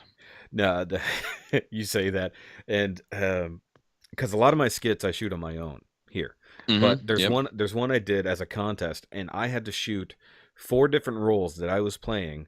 Some had to be on the screen at the same time. I did a split screen thing, and I'm in the moment, and like I'm thinking to myself, trying to take it seriously, like I know what the fuck I'm doing right now, and it's fucking ridiculous and it's silly. And you're just like, it's that dumb mental block. You're like, okay, is this really what I want to do? And then it clicks, and you roll into it. Yeah, I think there's some padding there though, with the fact that like everybody's in on the joke. Yeah, And like I think that's the same padding I had when I approached Solid Unit. As I was like, everybody's gonna be in on this joke. But like ever since Burn, Hungry is lighthearted, but it's serious. Nothing for me is lighthearted, but it's serious. Smoke and Mirrors and Burn are not lighthearted, and they're both fucking deadly serious. And nobody's really in on the joke. There's no joke to be in on, especially in those two. And that's the kind of stuff where I feel like I'll have to question how right it feels. And if it doesn't feel right, then I'm gonna have to probably let it go. Yeah, I can see that. Makes sense. But I do enjoy it. I do enjoy doing it a lot, and I enjoy the feedback, and the reaction for Nothing for Me has been fantastic. And I've seen also, it's been interesting, I've seen the effects of streaming service on the revenue for it, and that's been interesting as well, because like I've sent some picture, because I took a picture of it and sent it to Jisk, who's like he's my bumpers for how to stay current, because he's like always up on the newest technology and all that shit. And I sent him a picture of it, and I was like, fuck streaming, because they had like 2,000 some streams, and it made like $8 or something, like something stupid. And like I think it was less than that. I think it was significantly less than that. But I know this, like the song had generated, I think, $25, and it had been played like thousands of times. And the difference is like, had those plays been purchases, yeah, like it would be a completely different ball game for what I could do in regards to it. Because all the money that I make off of that, like which is usually like, just to be transparent, it's usually around $70 after I pay for the next one, and because it costs money to put shit on iTunes and all that. So yeah. After I pay those fees, it's usually around $70. I'd put all of that money into the production of the next one, whether that be in Nothing for Me's regard. I paid for studio time, and and I didn't even cover all the studio time, but I put all of that into it. And Hungry, there was food that was purchased, and all that stuff. It's always a part of it. But this one, I don't even know if it's going to generate the amount of money to put the next one up on iTunes or TuneCore or whatever, because the streaming has just changed the way that revenue is earned through music. And yeah, that's one of the biggest problems now in the music industry as it is. That I think that's why where it's not just album sales that drive anything anymore, because streaming is seen that way, to where the fact that they're now having to calculate album sales by number of streams. They're not actually counting the actual sales of the albums anymore. And I was thinking about that this morning, about that whole Corey Taylor Imagine Dragons thing, because you can look at Imagine Dragons sales and how many of that is just millions of streams, and they're counting it as album sales, because it's the way they look at it, because that's where their newfound fame and interest comes in. But when it's somebody like yourself, who is literally just a blip, like on the music radar, and even if that, like it is, like, did he do something? I don't know. But obviously you're making it for the fans. You're not there to do the thing. You're making it for yourself. You're making it for the fans who know of it, and obviously you're doing it as not even a hobby, so to speak. But you got to think there's the actual real struggling artists who are trying, and they're having the exact same problem. Like, God damn it!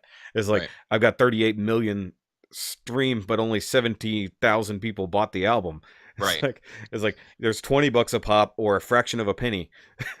And that's another thing I want to comment on just while I have the moment is that like another thing that changed from Solid Unit to Burn in regard to like doing it for the people that are interested is that what I noticed about Solid Unit was that like it was kind of inside baseball. Like you had to kind of know what was going on inside of Transformers to enjoy Solid Unit at the time. In at least in regards to the YouTube verse of Transformers. But with Burn, my objective was I want this to be something you can enjoy, and it doesn't have to be inside baseball. It can be abstract enough where it's not so. And I tried it with Hungry too. Hungry has a little bridge at the end where it goes back to the Transformers thing, but definitely with Smoke and Mirrors, definitely with with Burn, and definitely with Nothing For Me, is I wanted them to be able to stand alone as songs, but only if you really knew what I was talking about, could you also correlate it to your kind of hobby or genre of passion within that. And like that's been a kind of another challenge, but a fun one, because how do you make a song about toys not sound about toys? Like, yeah, it's been interesting. Yeah, and it's excuse me, a beer's coming back on me now. But just because I know that's where a huge chunk of your passion is, and like you said, 2 hours ago at this point, it's like people on the surface, they're like, he loves Transformers. They're like, holy shit, man, there's so much more. It's like you gotta dig a little bit, and I mean like literally a little, because like people, maybe it's just this generation, they only want surface value of anything, right? And that's got to be a generational thing, because back in the day, you had to appreciate every little bit. Yeah, know what made it tick. Yeah, and the what made it tick mattered as much as the final thing. Yeah, and regardless of what it went into, whatever it meant, whatever thing you're talking about, the time put in, the people put into it, the effort, all that mattered more or as much as the final result, not just the thing. But you see it on the creator side as that, and then you got to sit back nowadays and wonder, well, holy shit, I'm not getting any external value to the thing I just put in, because the quote unquote validation is coming from these people who are only skimming. Right. And it hurts. And you've been through it. We all go through it now as anybody who creates anything. You got to see, because your value to yourself is almost reflected in the acceptance on the outside, even though it shouldn't be. Yeah, or at least the value in what you're creating. Yeah, exactly. Yeah. Whether it's your videos or your music or your podcast, or drawing, or any other fucking. It's hard now, man. It's hard to want to put yourself out there, and being that you've been around long enough, and I guess that probably what weighs into it too. It's not just the do I want to do it, but is it, do you want to put it out there still? Yeah, and that is one thing like that I also try to do is like is kind of make things like an ongoing thing, so that like the people that have been watching my reviews or whatever for a longer period of time will enjoy tomorrow's review more, because I'll make callback references and so that it's like this thing that we share, but the person who just found the channel today, they haven't earned that yet. It's yeah, exactly, the inside thing. And what's funny is I found myself doing that on my own, even though I haven't been around long. But I have callbacks, specifically the last, because I did a series of skits that were all tied together more or less. Mm-hmm. And in the final, or not really final, obviously, the last one I did callbacks to a previous thing that I've done that people who have been around long enough would know, but people on the outside wouldn't fucking. They're like, what is that? And it's like, you need to go back and watch some shit and find it, And for the people, like you said, the people who've been around, who've seen it, it's for them. Correct. And that's fun. I love that. Like I just did the Dr. Francis. I went back to Dr. Francis last year. For like a series of skits for therapy, and God, yes, and like and like the Francis continuity, it picks right up from the last one with zero explanation. So like, if you know, you know. The whole therapy thing was amazing. Dude, there's been some of that shit. Like, I got to go back and because I have uncut versions of the outtakes of those. Mm-hmm. Like, because every time we do one, I always do an outtakes for it. Yeah. And I have uncut outtakes that I've just held on to, and I have to go back and see how far we go on some of them, because some of them we went too far, and I might put those up on Patreon as well, like just for those folks, because like I know there's a Angela Yates reference. Andrew Yates. Yes. The one who killed her kids, or yes. Okay. And one of those, like there was like it just went that way, and I had to cut it for the video because I was like, "There's no fucking way." Too much. Yeah. But sure, it was fucking hilarious in the moment. It was crazy, and so I cut it out, but I know I still have it somewhere. So I got to go back through and look at those and see which ones of those I can share, like kind of exclusively, because there's some really funny shit on there. See, guys, you should go subscribe to Bobby's Patreon if you want to see all the cool shit. Yeah, well, that's the Nerd Rage Patreon, to be fair. Yeah. But yeah, if your shit's going there, then it counts.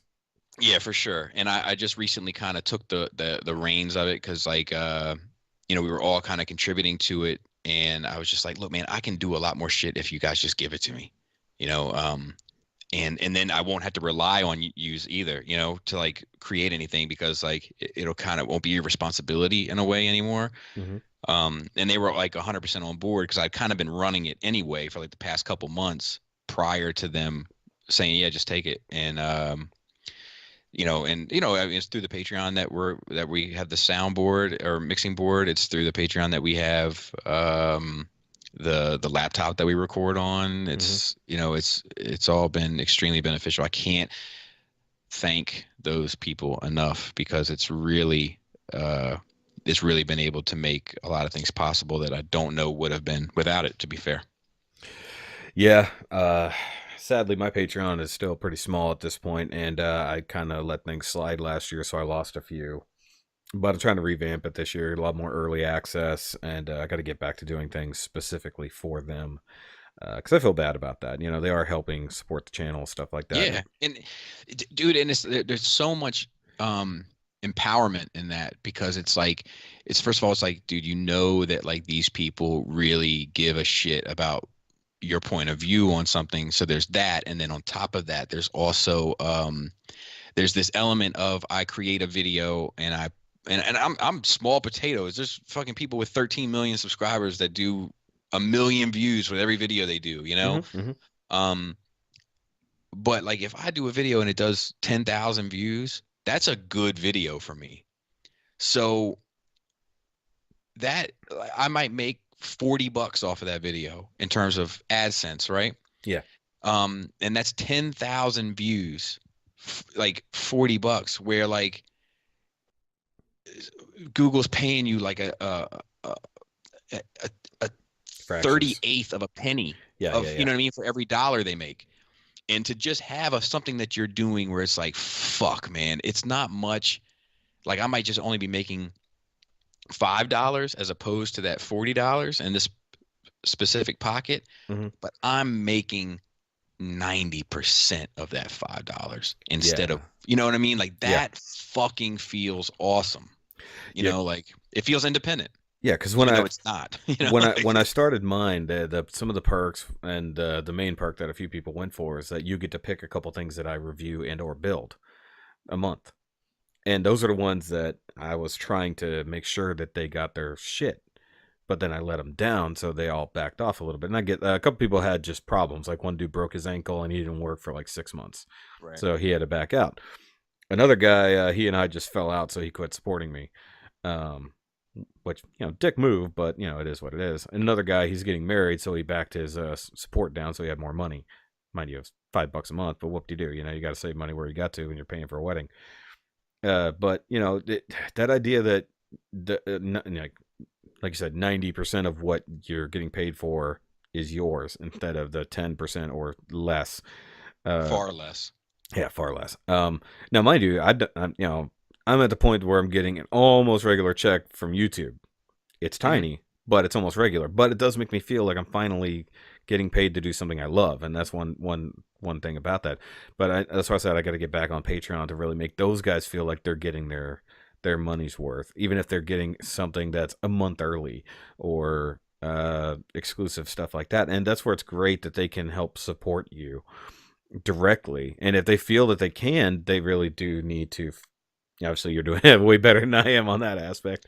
Make sure they're getting their money's worth versus the opposite side. So that's been my major thing is like I wanted to flood that shit with content. So like I have a number of different things that I do on there. Like my wife and I do stuff on there, weird sex stuff. Stop reading my mind, Bobby.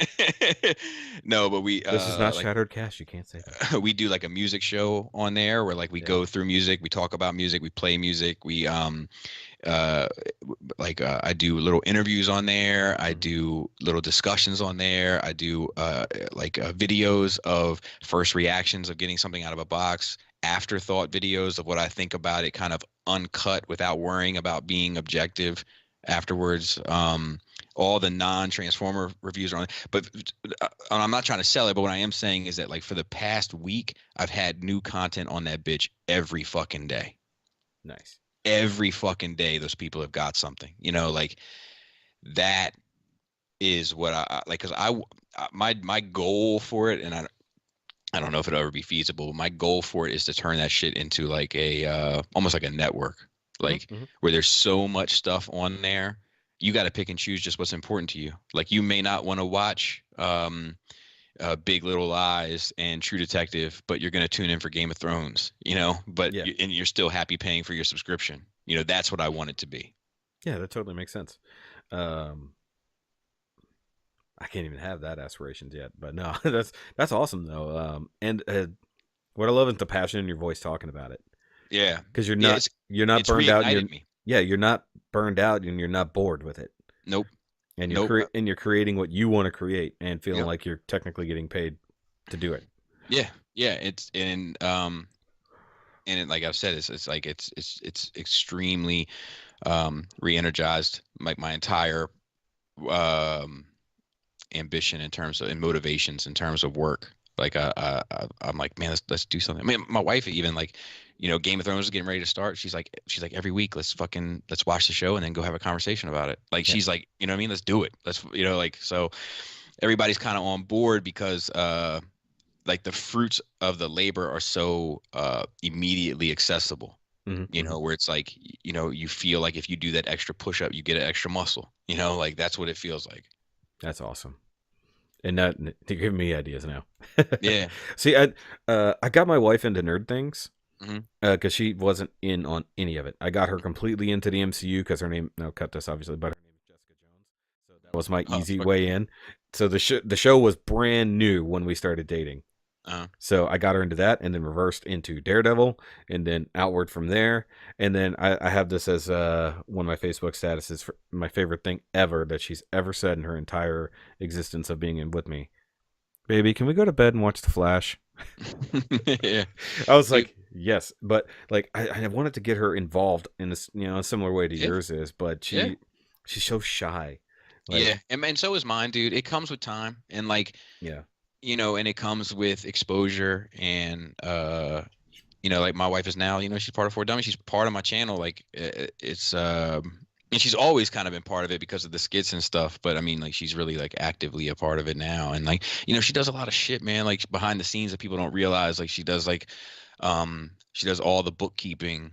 She does all of the like inventory stuff for like DMH and keeping track of shipments and like as far as me shipping stuff out and handling orders and making sure that people's shit is looking nice and inspecting it and folded and, you know, bagged properly and all that. Like my wife handles all that. She's amazing. And she's on her way home with wine and pizza now. So That's I'm awesome. gonna have to wrap this up No, soon. yeah, But we're reaching the wrap up point. It's just I hate cutting it off when it's still rolling good. yeah, yeah, Yeah, you yeah, know how it is. But obviously, we all got to go do things. It's what it yeah. is. I was supposed to be on the other side of town in an hour, but I don't even know if I'll go. Right. We had a club meetup tonight. And there's a whole bunch of new guys who are supposed to be there. So I kind of need, since we're starting this all new bullshit after all the drama, um, trying to help support as much as I can. And I know the wife's Nice. gonna, but it's an endless story. I did a whole video on it, and Jesus, that video has gotten a lot of views in the last week. I mean, community is paramount, man. That's like it's why I do Skullfest, you know. Yeah, And I wish I could open my doors to everybody, and it's not a matter of the people, it's just a matter of logistical space. yeah. Um, It but definitely like looks like a lot of fun. yeah, it's my give back. Like Yeah. it's not much, but it's all I have. And I open up my doors for 24 hours, and you know, people. It's like a frat house. People are sleep on the floor in the morning and everything else, and all the food is, well, not all the food, because now people bring food and stuff, which is very much appreciated. But a majority of like the food is all provided by us. Like we do dinner, breakfast, and the majority, 90% of the food is all provided by us, cooked by us. It's like, and I mean, people fly around the world to come to this shit. This shit is fucking crazy to me. Yeah.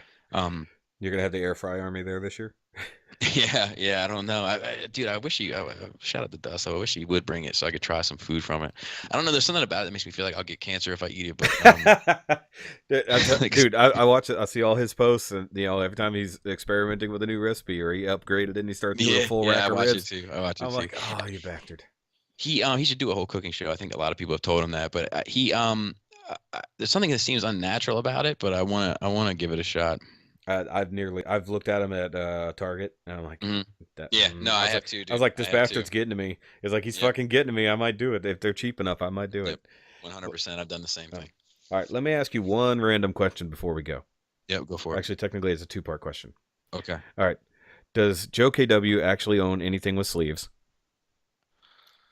He has some jackets. I was gonna say besides jackets, but nope, okay. not besides. But if he does, I've never seen him. No, that's both satisfying and funny at the same time. Yeah. And does he smell good?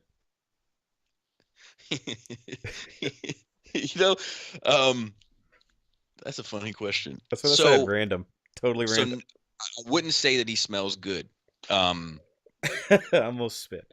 But he doesn't have a scent that, like, I don't have the greatest sense of smell anyway. Yeah. But he doesn't have a scent. He's neutral.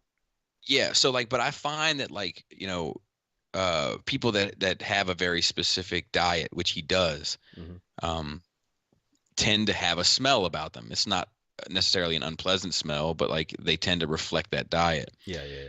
And it's funny because I would expect him to have a smell, but I've never really noticed it if he does. But he doesn't in the same breath. The reason why I say he doesn't smell good is because, like, those men that are like super put together and they take care of themselves and all that, and they walk in, you're like, man, that dude smells good. Yeah. You can't tell him that, but you feel a way about it.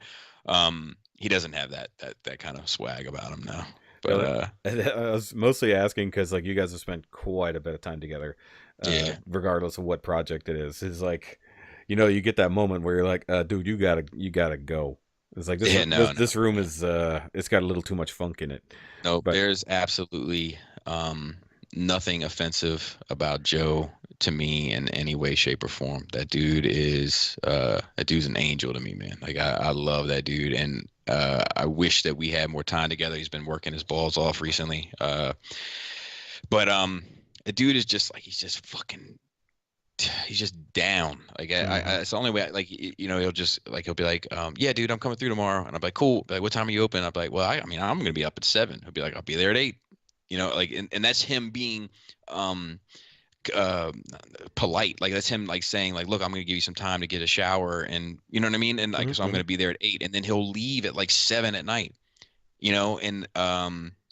and it's completely effortless. Like, you never feel like, man, I wish this dude would think about packing it up. Like, it's just yeah, he doesn't care. Like, you're like, look, I gotta edit some videos. He's like, awesome, man, I'll watch.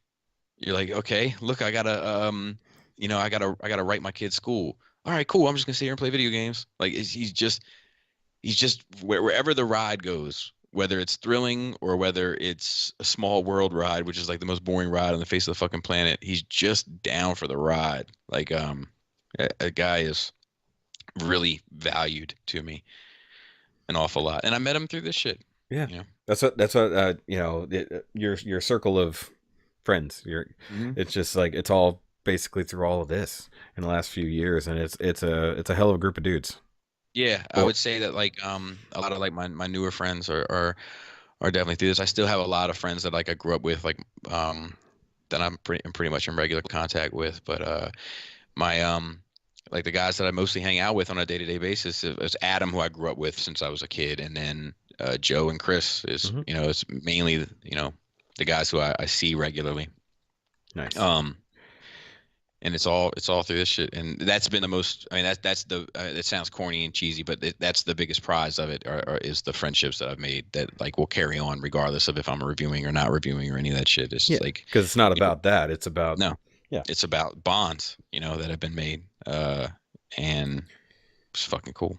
Yeah, fuck yeah, and that's what this is all about. I mean, it ain't about the toys. Well, it may start there, but that's not where it is. It's like what I always say. It's like let's just keep.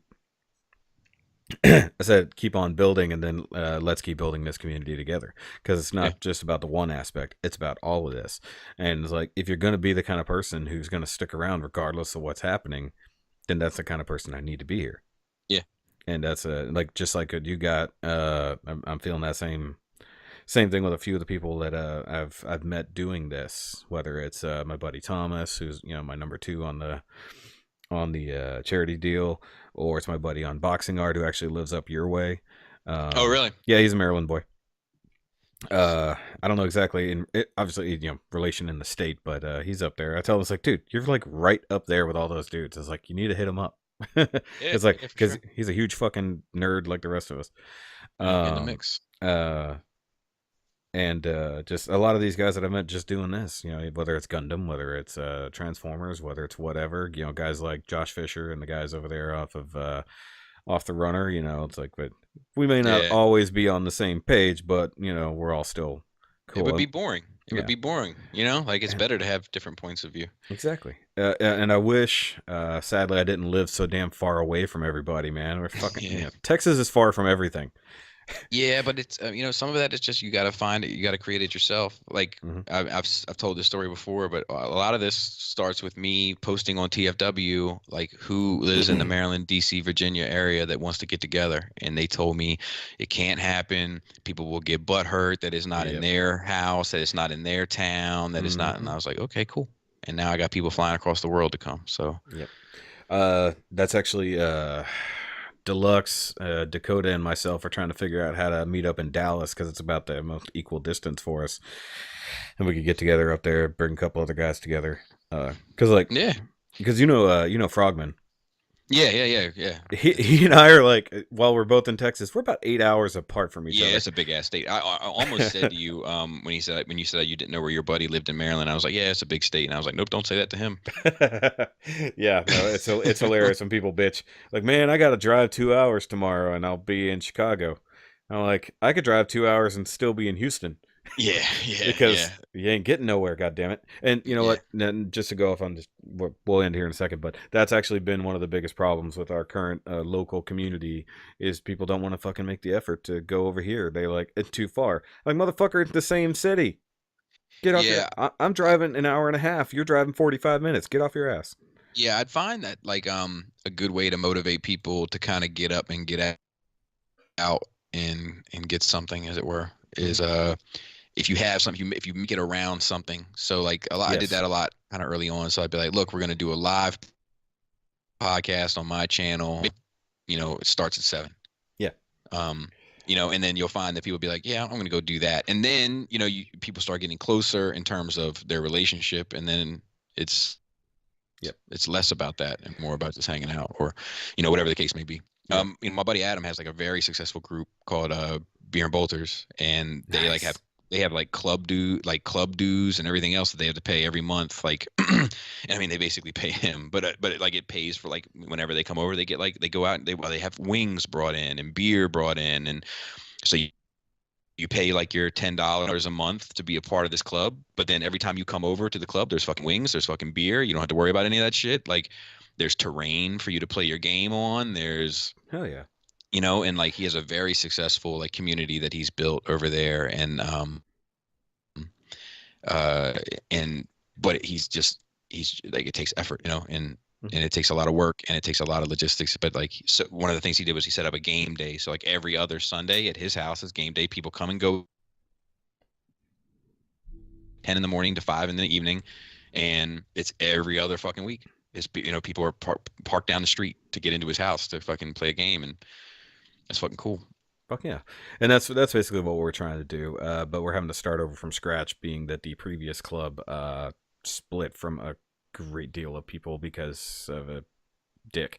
But either way, that's neither here nor there. I don't really want to go into it, but that's where we are, and that's the same kind of deal we're trying to do. Just build a new community based around something new, or same community based around something new, and bringing people in, and that's what we're working on. That's why like we got to start throwing shit together when people want to fucking do it, not just be okay, we're only going to do it this day. Well, these fucking people can make it, we're going to do it. But on that note, we'll go ahead and wrap up because I know you got to go, and then everything else. But dude, I absolutely appreciate you coming on. It's my pleasure. It's been my pleasure by all means. Being able to sit down and listen to you over and over, podcast reviews, whatever, is one thing. Sitting down and actually talking with you has been absolutely amazing. And guys, of course, if for some reason you're not subscribed to Bobby Skullface on all the things, by all means, go there, hit up his channel, check out Nerd Rage Radio, check out Shattercast Uncut.